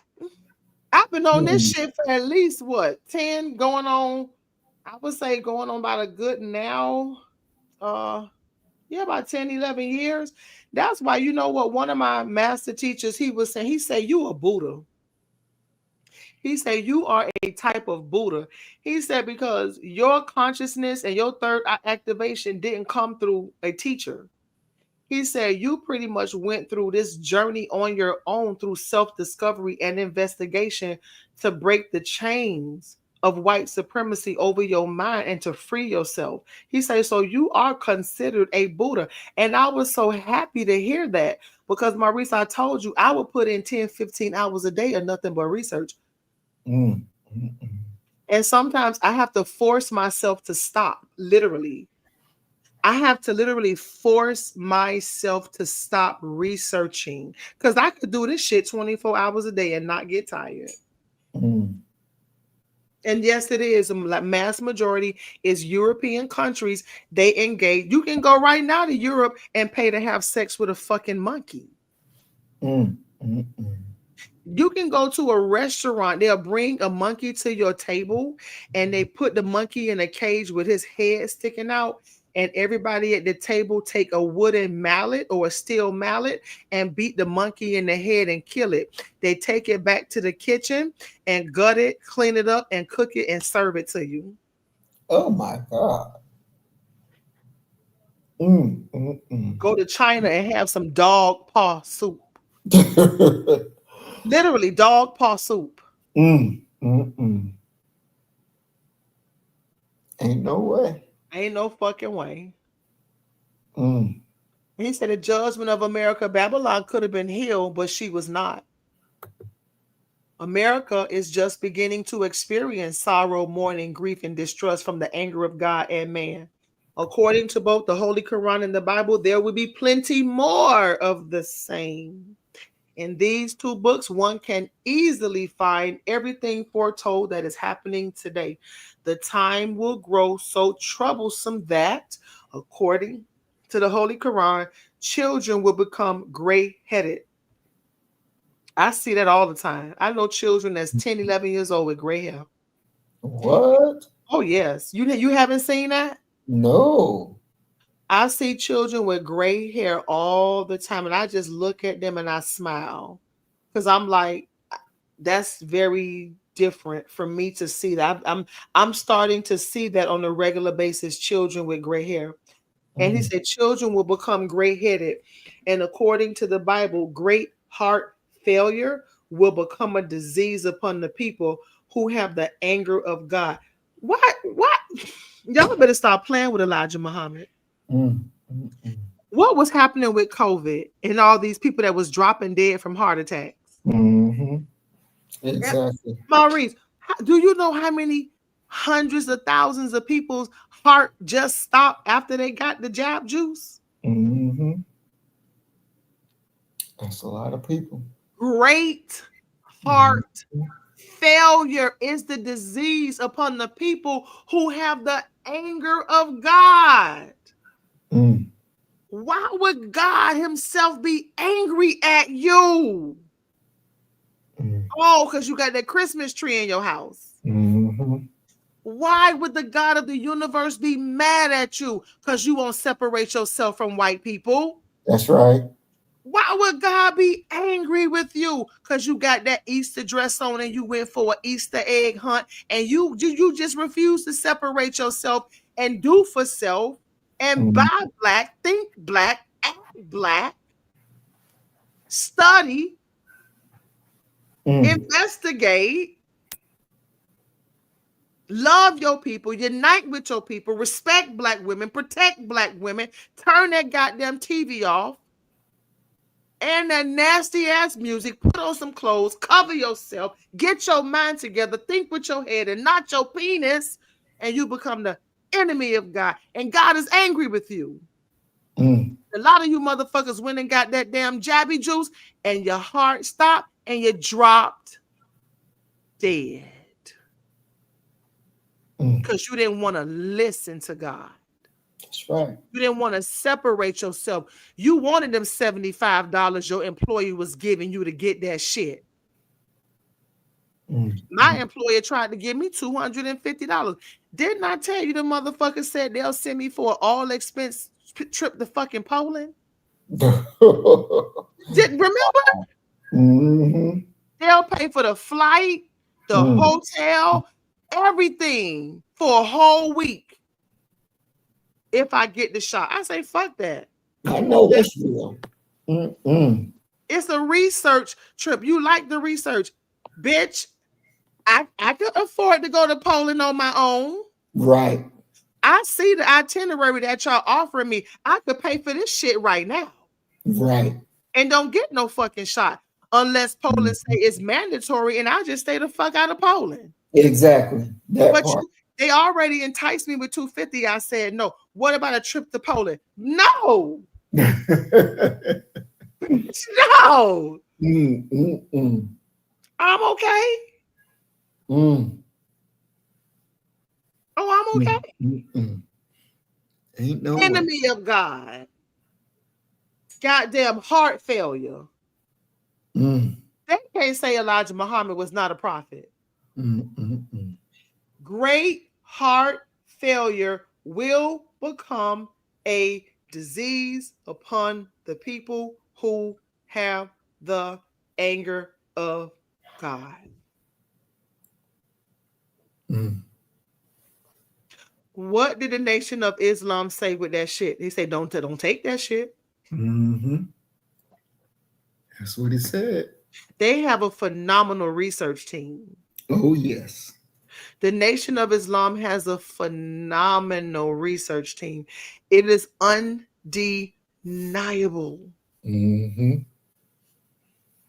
The fourth beast in the revelations of John in the Bible, and of which Daniel describes as a very dreadful and well armed beast, whose workings are that of death upon the weak, refers to America. She has no respect for the poor and the unfortunate. Daniel's description of the ribs between the teeth of the beast is in reference to this ill treatment, subjection, and ruthless behavior by the devil to our people. This America ladens the poor with heavy sentences, long prison terms, and refuses to let the prisoners go free. And this is due to her heartlessness and lack of compassion for the black man of America. And this beast, the white man, lies in wait around the black man's homes and prowls the streets at night and wait for an excuse to wreak his ruthlessness on his poor prey, the black man. Mm. If the black man raises a hand to protect and defend himself, he is shot dead and is unable Mhm. to defend himself against false charges. That's right. This beast, this beast keeps our people in. See, this is some strong words in the 1940s, 50s, and 60s. Mm-hmm. This some strong shit. He say the beast, That's right. beast. He called white people beasts because that's what you act like. Mm-hmm. He say this beast keeps our people in sorrow and unhappiness by depriving them of equal opportunities. Mm. White over here, black over there. The black man's wages are calculated by white wicked accountants, preventing the so called Negro from saving by skyrocketing in the view of the poor the prices of the necessities of life. Remember that article I sent you about black teachers and how Yep. many black teachers were fired as a result of integration? Mm-hmm. Thousands. Yep. Yep. How many thousands of teachers do you remember were fired as a result of integration? And they were already getting paid less than white people. Mm-hmm. You got to be two kinds of fucking crazy to say, okay, this is America. What it say? We hold these truths to be self-evident that all men are created equal, right? Right. And they are endowed by their creator, right? Right. Life, liberty, and the pursuit of happiness, whatever the fuck it say. And then it talks about there's some shit about their posterity. So I was thinking about that shit. I say when they came up with this shit, they really meant that they wanted to protect the fruit of America for themselves. They That's, said our prosperity, because there was no black people at the Continental Congress or the Constitutional Conventions. that's So right. we want this to be in effect for our posterity, our children and their children, not your children, but our children. Mm. And Mm. so we're going to pass laws that say we get the best of the best. Mm. We get the higher wages while you get the lower wages. We get the better schools while you get the horrible schools. We get to sit in the front, but you niggas got to sit in the back. We get to go in the front door. You niggas got to go in the back. We could be buried in this part of the cemetery, but you got to go to the back part. Like just dumb shit. Right. Mm. Mm. We're Mm. going to get a lower interest rate, but we're going to give you a higher interest rate. You're gonna hold this position for the white quarterback, and all you niggas gonna just make sure he don't get hit. But you gonna get concussions, but make sure they don't touch him. Right. Mm-hmm. You got a goddamn white man that could play in the NFL. He damn near 50. And Exactly. niggas going out the NFL 30 and 35 years old with concussion and broken bones and shit to protect the goddamn white quarterback. Mm-hmm. I have no respect for a man like that.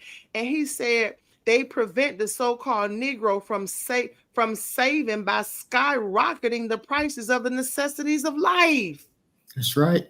Deny the necessities of life because we black. The Mm-hmm. white beast. He say this white beast prosecutes, imprisons, and kills those who preach freedom and justice for the poor so-called Negroes. You kill them. That's right. When you get a black man or a black woman that talks about freedom and justice for us, white America, y'all shoot them down like dogs and then turn around and make laws to protect dogs. Mm. Mm.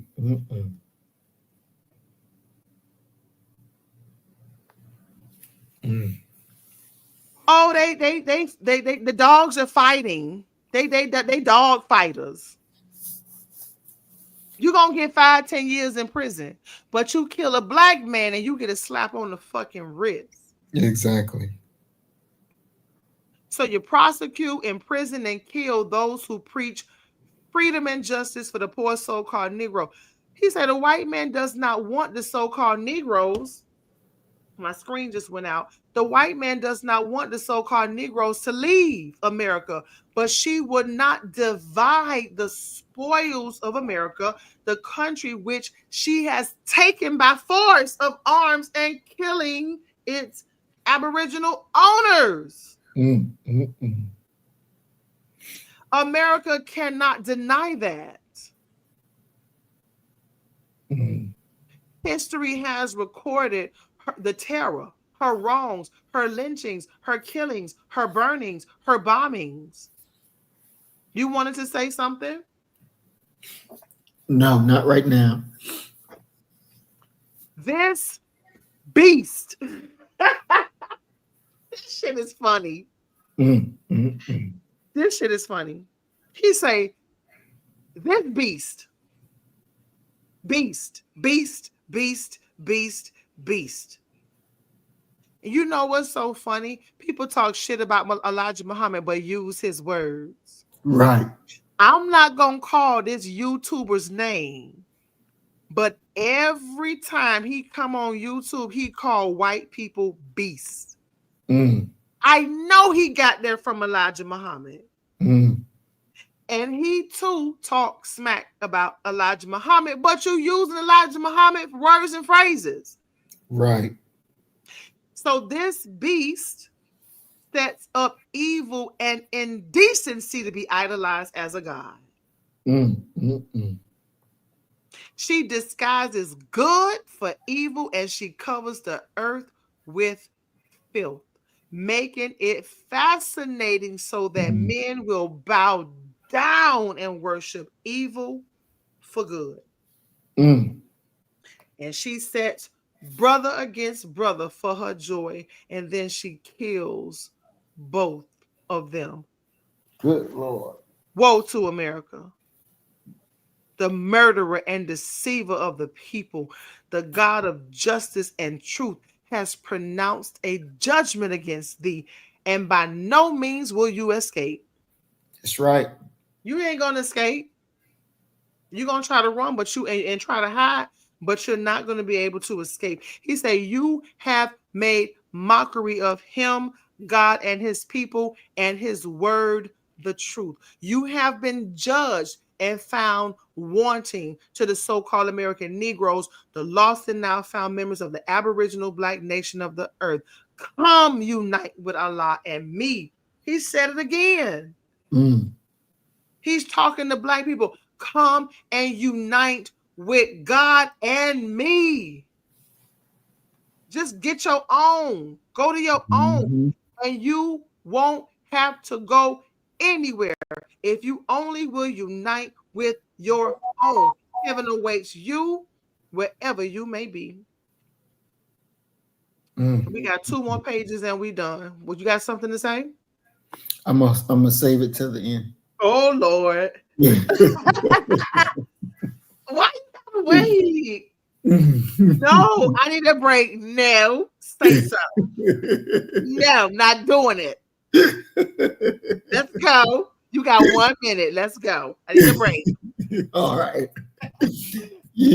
We talked earlier, and you talked about um, people in the Nation of Islam who don't wear their holy names that they were given.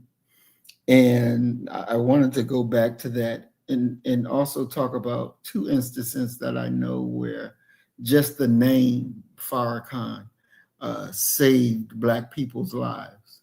One, in Chicago, this brother was at a light and another brother jumped in his car, put the gun out on him and told him to drive. And he drove him to an abandoned building. He got him inside the abandoned building, kept the gun on him, told him to get on his knees. Give me your wallet, give me your watch, give me your shoes, give me your pants, give me your coat, give me your keys. And the brother was giving up the stuff. And he told the brother, he said, man, don't kill me. I'm with Farrakhan. The brother said, you with Farrakhan? He said, yeah, I'm with Farrakhan. Don't kill me. The man gave him back his watch, his wallet, everything, his keys. He gave it all back to him and said, I'm sorry, brother. I didn't mean it. And let the brother go. And the name Farrakhan saved his life. When I was in Nashville and I was a store manager, and this was a Sunday morning, I opened up the store and I was playing one of the lectures by Minister Farrakhan. And a brother walked into the store, and I could tell by the way he was that he was coming in to do some bad stuff. And he went to the section where the beer was. And I said, brother, we don't sell the beer right now. It's not time. And while I could see in his mind, he was thinking how he's going to get out that door with the beer. And then Minister Farrakhan, the tape that I had put on, started to play. And he heard the minister's voice. And he said, is that Farrakhan? And I said, yes, sir, that's Minister Farrakhan playing. He turned around and he put the beer back. And he came to me and he said, I'm sorry, brother. I'm sorry. I messed up. I'm sorry. And he walked out. Now, those are 2 instances where the name Farrakhan saved lives. Those were 2 instances where just the name alone changed the evil that was in a person's mind that they were going to do, but the name Farrakhan saved. When the Honorable Minister Farrakhan gave me the name Muhammad, it was such an honor. And there were people in the mosque who got the name the same time that I received mine. There were some who got the name before I got mine, and they never changed their names. They let it stay. Jones, Raleigh, Culpeper, they let it stay. I immediately went and changed mine. And like I said, it didn't cost me a dime. I went down there to the Social Security office and said, hey, I need to change my name. Where's the paperwork that I fill out? Gave me the paperwork. I filled it out, turned it back in. The one person was like, well, I'm not sure that I can do this. You need to get a court order. I said, I didn't need to have a court order when this name was applied to me, but this is not my name, Rivers is no longer my name. I'm Muhammad now. Sent me back there to the supervisor. I talked to the supervisor and told him, this is my name. That other name, that was the name of our former slave master who gave that to me. I never accepted it as mine, but this is what I accept as mine. He pulled out his regulation, couldn't find nothing against it, and approved my paperwork, and it went through. Then I went to the DMV and said, this is my name now. And it was changed.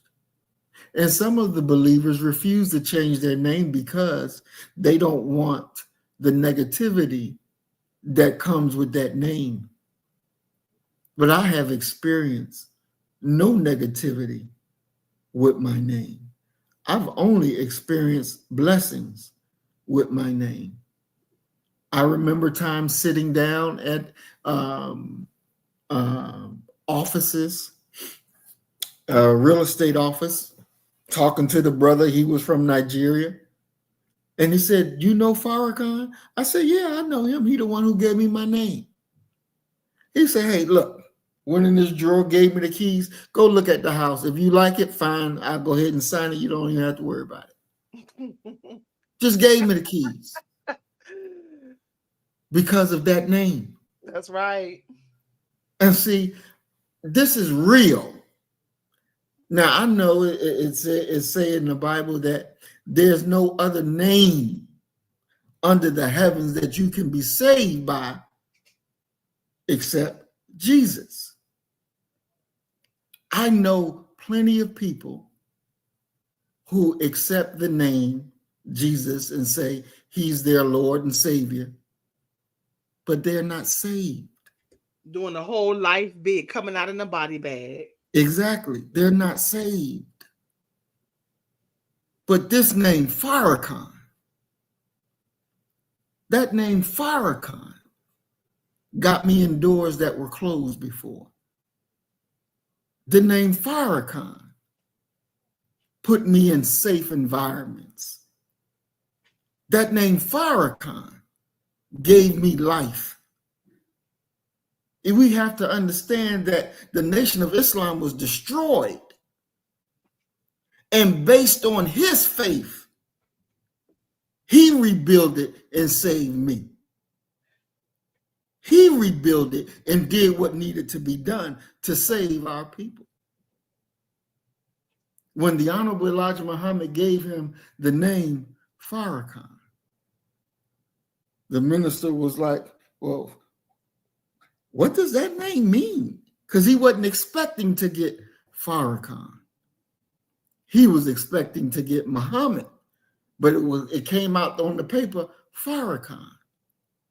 And the Honorable Elijah Muhammad said, oh, it has a new good meaning. It's another name for God.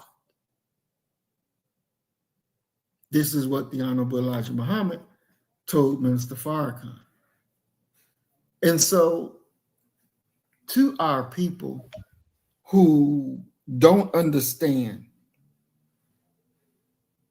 that you have to have a good name, we should not be walking around in the cracker's name in this time, calling yourself Jones, O'Reilly, O'Toole, O'Fool. Come out of the names, because that name defines you. Come away from that. Accept your own and be yourself. When white folks have to call me Mr. Muhammad, yeah. They deal with you differently. They see you differently. They always ask me when people that's not from this country, and they see my last name, Muhammad, they always ask, where are you from? And I say, I'm right here. I'm born right here in America. My ancestors were brought over here as slaves. Well, you don't sound like them. You sound different. Something about you is different.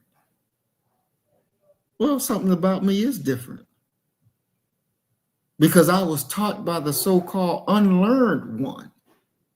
Mm-hmm. I was taught by a man who only went to the third grade of the American school system that makes masters. Ashe.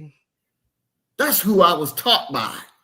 So when you talk to me, when you meet me, you're not meeting no nigga. You're meeting a God. Ashe. That's what you're meeting. That's what you're meeting. You're meeting a God. And so for our people that's in the nation that refuse to take on the name of Muhammad, you will never see the hereafter because you're afraid to accept your own and be yourself. You're afraid to accept what the Honorable Elijah Muhammad gave us. They laid the way for us. And we must accept our own and be ourselves. Don't accept little and nothing.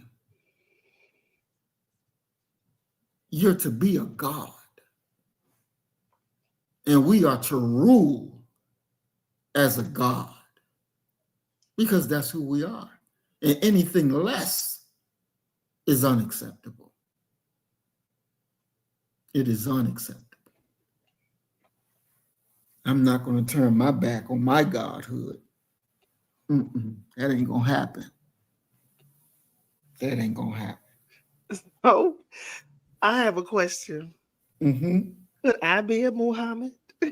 Yes, you can. Yes, you are. Do you think Farrakhan would give me the name? Look, I know Elijah Muhammad got it wrapped down for me. Elijah Muhammad loved me. Farrakhan would be like, sis, you ain't gonna have Farrakhan don't start with me. I done heard you cuss. Don't you do it. Farrakhan, not today. But you know, the thing about Farrakhan, I went through a very tough experience in my life with family because I too am like a black sheep. And Mm-hmm. I was in a very low place. And I really didn't know what to do because I was not going to give up and I was not going to change my position. I'm sold out for what I believe in. And I never forget, I told my electrician, I said, you know, what gives me strength and power to move forward in the face of this, excuse me, extreme adversity is the fact that I say, I know Minister Louis Farrakhan loves me. That's right.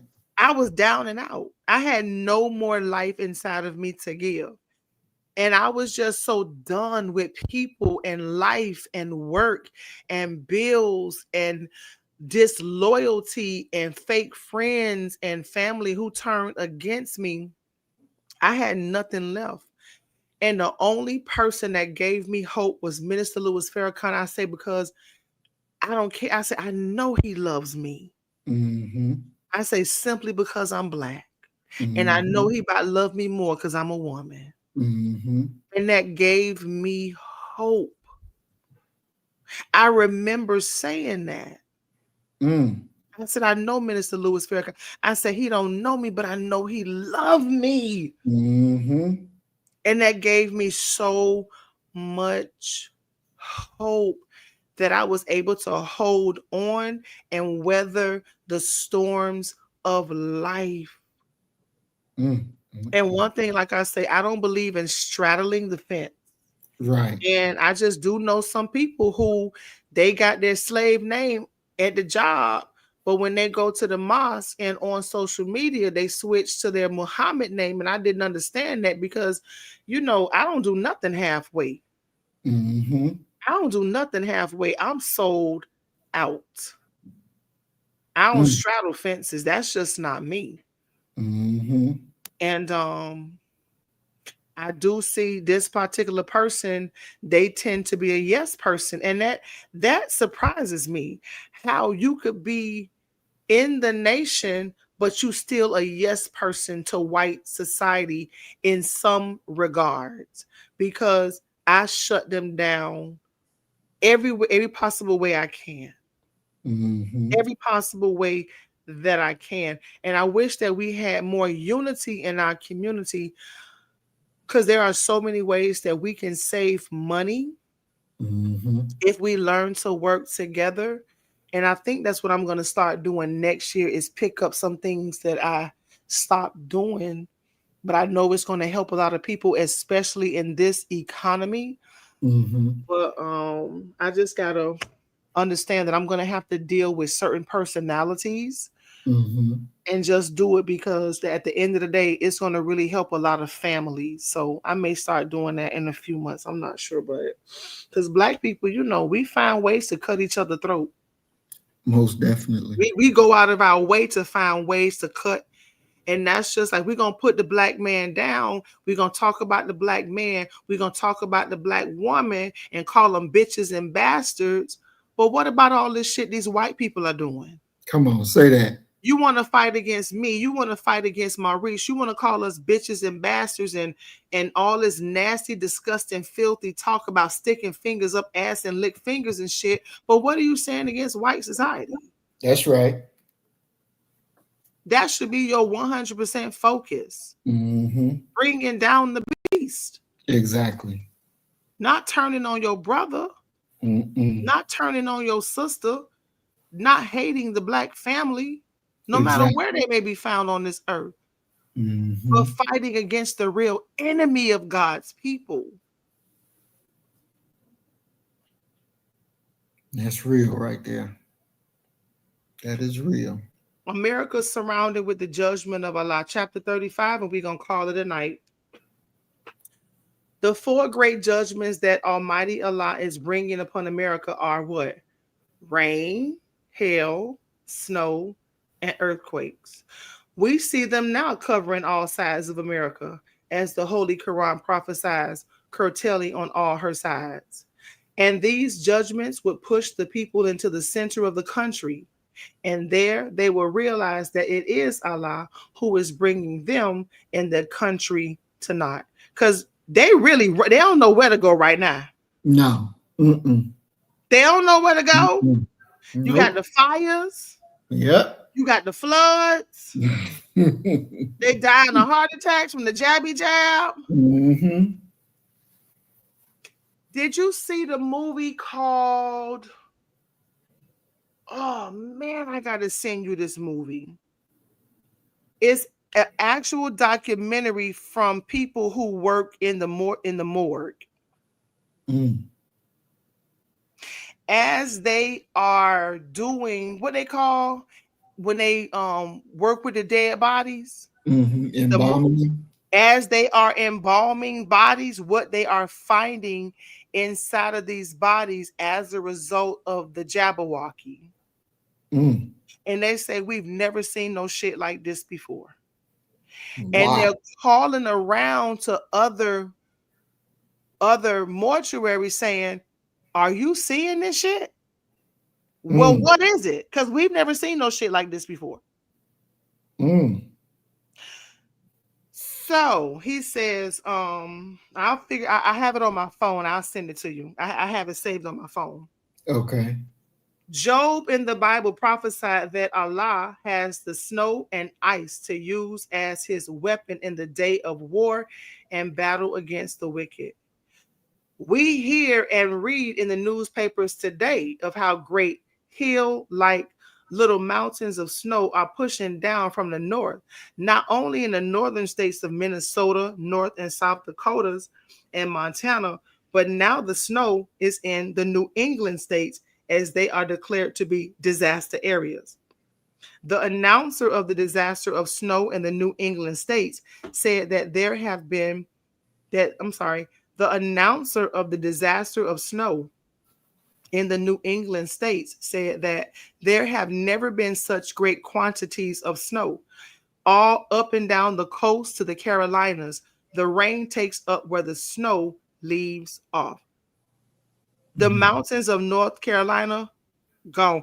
As a matter of fact, some of my family members and I, we literally used to drive to North Carolina with trucks. We used to take trucks, and we used to take 5-gallon bottles with us. Mm.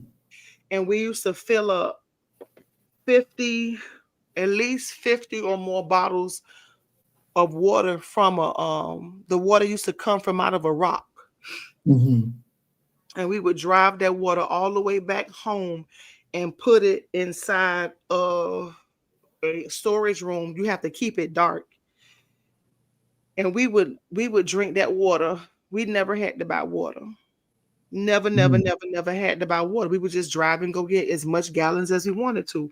It was Mm. kind of dangerous because it was coming from out of a rock on the side of a road, and the Mm-hmm. road is very narrow with trucks passing by full speed up a goddamn mountain and shit. But we would do it. And now we can't do it anymore because the water is heavily contaminated from the last hurricane that was up there, the last flood. What was it, a Mm-hmm. hurricane in North Carolina? Mm-hmm. It brought all that flood. And so now the spring that we used to drink out of is completely destroyed. Mm. You can't drink out of it. It's not safe to drink out of it because of sewage. Oh, wow. Yeah. So and it's that particular area is full of white people.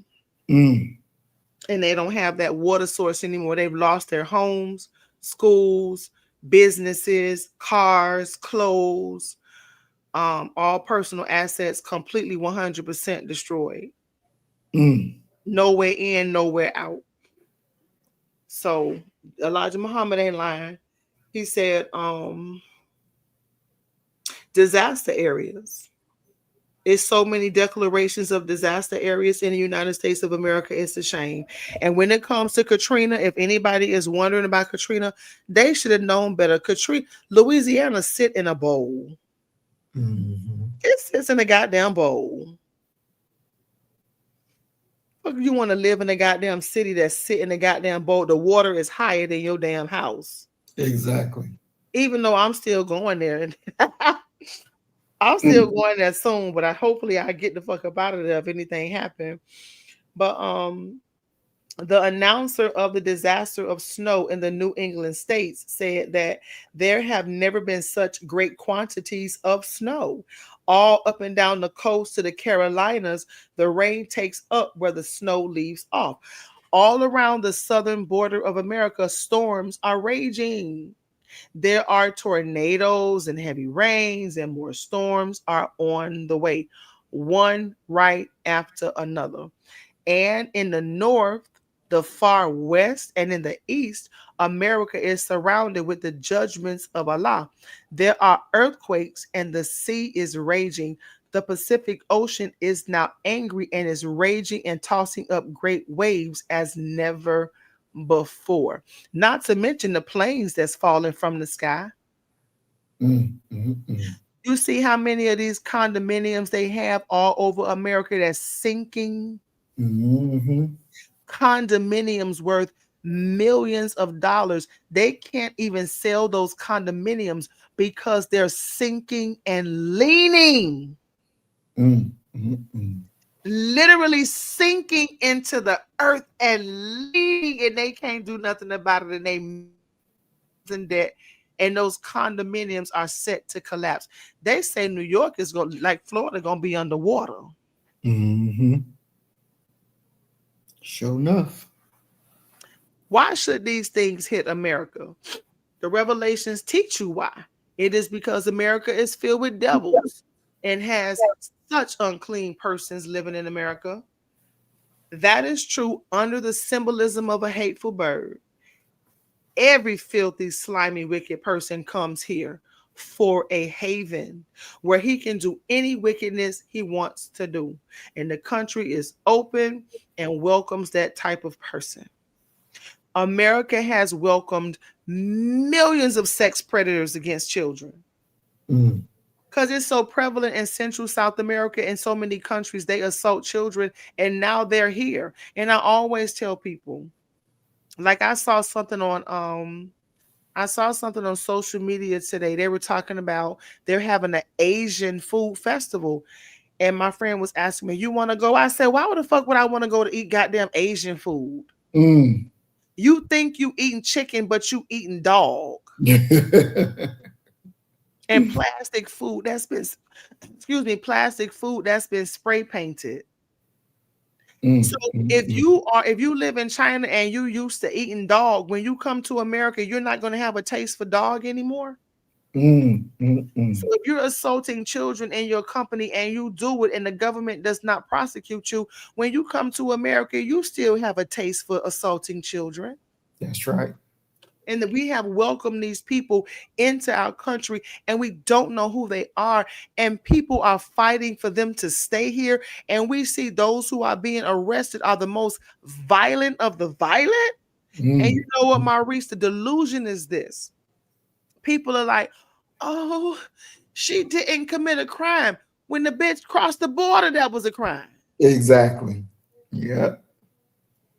You Yep. walked in here with a smile on your face with your goddamn children, teaching them to break the law. That was a crime. That's right. You're lying to the government talking about some goddamn asylum. That is perjury. You didn't even, they didn't even, they just ignored the application process. Exactly. I'm going to do it my way. Fuck what the government say. I'm doing it the way I want to do it. But what do they tell us? Obey the law and let the law take care of it. That's right. But everybody else can do what the fuck they want to do. So Elijah Muhammad say, because America is filled with devils, unclean people, hateful birds. America is filthy. America is slimy. America is wicked and a haven for the unrighteous. And he said, y'all welcome any and goddamn everybody. As we see the few little Muslims whose name Muslim means those who have submitted to the will of Allah, how the enemy hates us and seeks to do all the evil he possibly can against us by falsehood. These are not the days of Noah, Lot, and Abraham, nor are these the days of Moses. It's a new time. And the enemy does not get away in punishing the righteous just because you hate us. He said, y'all ain't finna get away with that shit. Just because you hate me, you're not gonna get away with that shit. Touch me and see what happened. Exactly.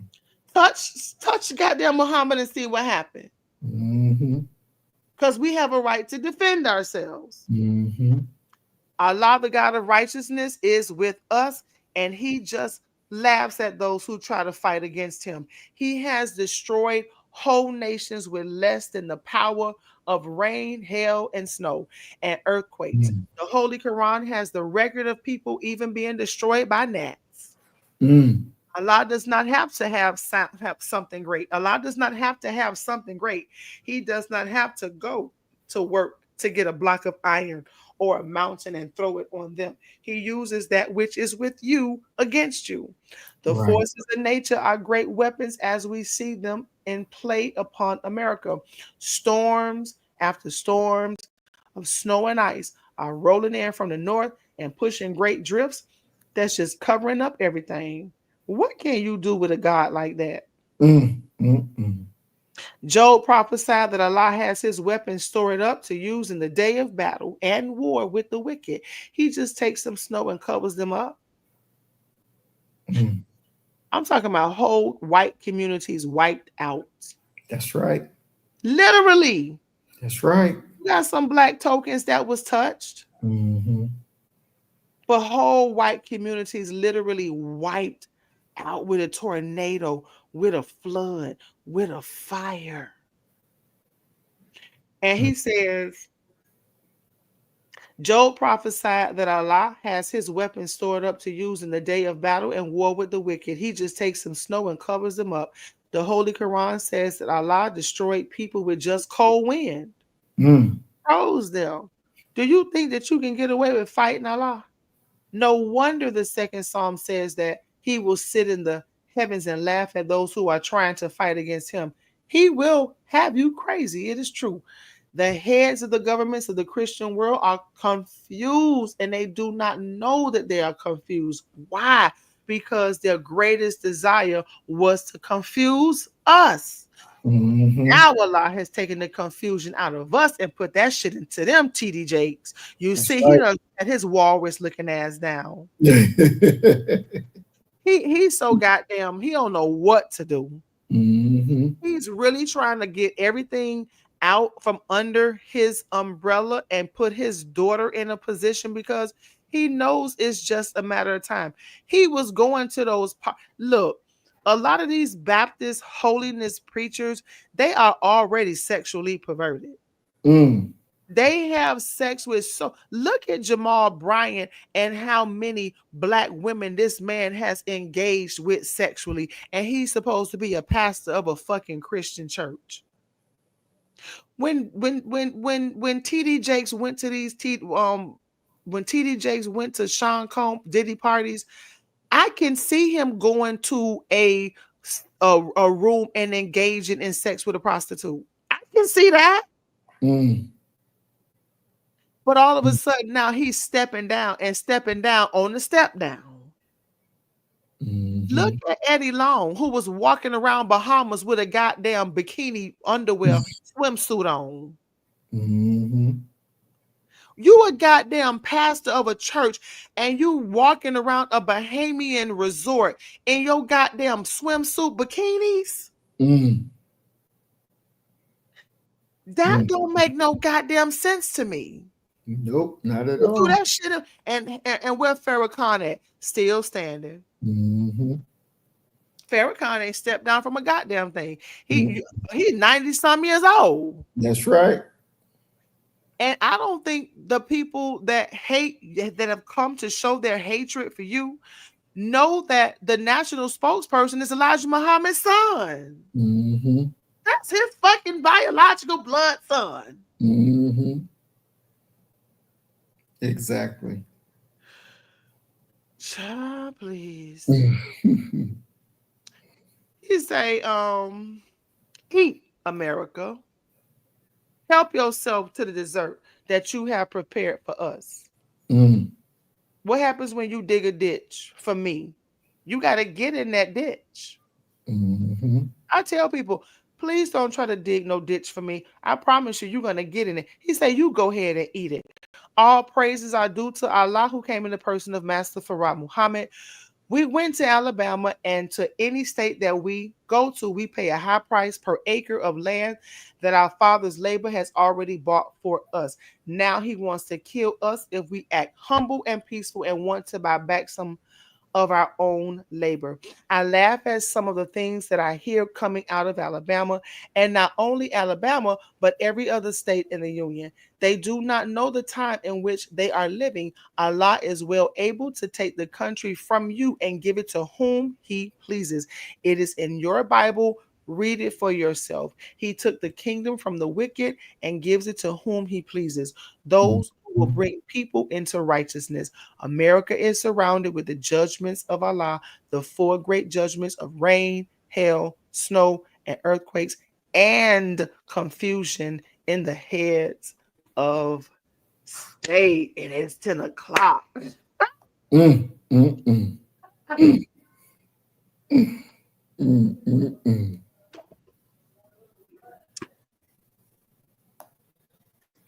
Well, we actually did it. Mm. Mm. Mm. Commitment. Exactly. Exactly. That's commitment. Mm-hmm. And I did a monster workout this morning. Mm. Crazy. 5 o'clock in the morning. Going Mm. hell. And I got so much energy right now. It's crazy. That's how I get when I get into the gym. Uh-huh. It just it ignites something inside of me. Mm. But what do you think about tonight's reading? And let's hear it from the Honorable Maurice Muhammad. Oh, tonight's program was awesome as normal. Um, I really look forward to your presentations that you do, because you definitely do excellent job with those. We learn a lot. We learn a lot. And as we were talking about the filthiness of these people that came here and going back and referencing how they got here, of coming out of jails, this was the type of people that made up America and what they're seeking to bring in. As we talk with about the South African whites that are coming, you got the South African whites that are coming. You have the Ukrainians that are here. You have white folks here from all over. And at the end of the day, they got a problem with blacks. So, Trump is on his horse to redeem the fallen white folks. And they're going to think that we are easy pickings. But that would be a terrible, terrible mistake on their part, because they will pay a price for that mistake. They're coming to be as evil as they want to be. And they come on and they're going to get exactly what they're looking for. They're going to get exactly what they're looking for. Just like the Honorable Elijah Muhammad said, we're peaceful people. We ain't looking to give nobody harm, no evil. But you come with us for that, and we're going to give you exactly what you're looking for. We're going to give you exactly what you're looking for. So those South African crackers that's coming, those other Ukrainian Nazis that are here and still coming, trust and believe. You come with us with that foolishness, and we're going to give you exactly what you're looking for, because y'all have been sold a bill of goods that black people ain't nothing. You can rule over them. You can do this. You can do that. That'll be a most deadliest mistake you ever made, because the black people out here today, trust and believe, they will kill you. We will kill you. Ain't no ifs, ands, and buts about it. The mood of our people is changing. The mood is changing. And trust and believe, you'll get exactly what you're looking for. You come to us with that foolishness. It is better for you to go back to your own country from whence you came and try again. But coming here to try to rule over, hurt black people, this ain't your day. Because this day, you'll find your death. You'll find your death this day. We ain't having it no other way. And that's actual facts. We ain't having it another way. You better be able to read the time. You better be able to sense the time, because there has been a change. And we're forward motion. We're not going back in time. We are forward motion. And we're going to make it do what it do. And I thank you again, sis, for the idea of having this study, because this is a perfect study and it's a right on time study.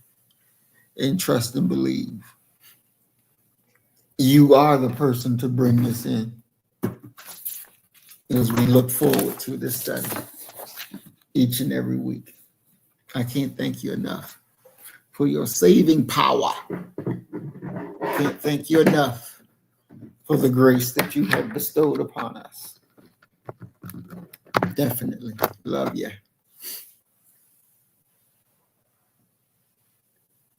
And with Yep. that, I will remark, I'm going to rest. You're more than welcome. And it was fun. So next week I might be doing some traveling. Mm, I might be doing some travel. I want to go zip lining and horseback riding. mm. And I'm going to may do some kayaking and I have some historical sites that I want to visit of some of our black brothers that was lynched. I want to go pour out some liquor on their grave site. So we'll see what happens. Because I Okay. still may able to do the program. I just may have to do it in a different way. I'm not sure, but um definitely I got some adventures planned. Mm-hmm. And just to get to some of these historical sites and let our brothers know who were lynched that I haven't forgotten. Right. I haven't forgotten, and their death is not in vain. Mm-hmm. You know, Mm-hmm. I'll tell you about it. But yeah, some brothers were brutally lynched in the 1920s.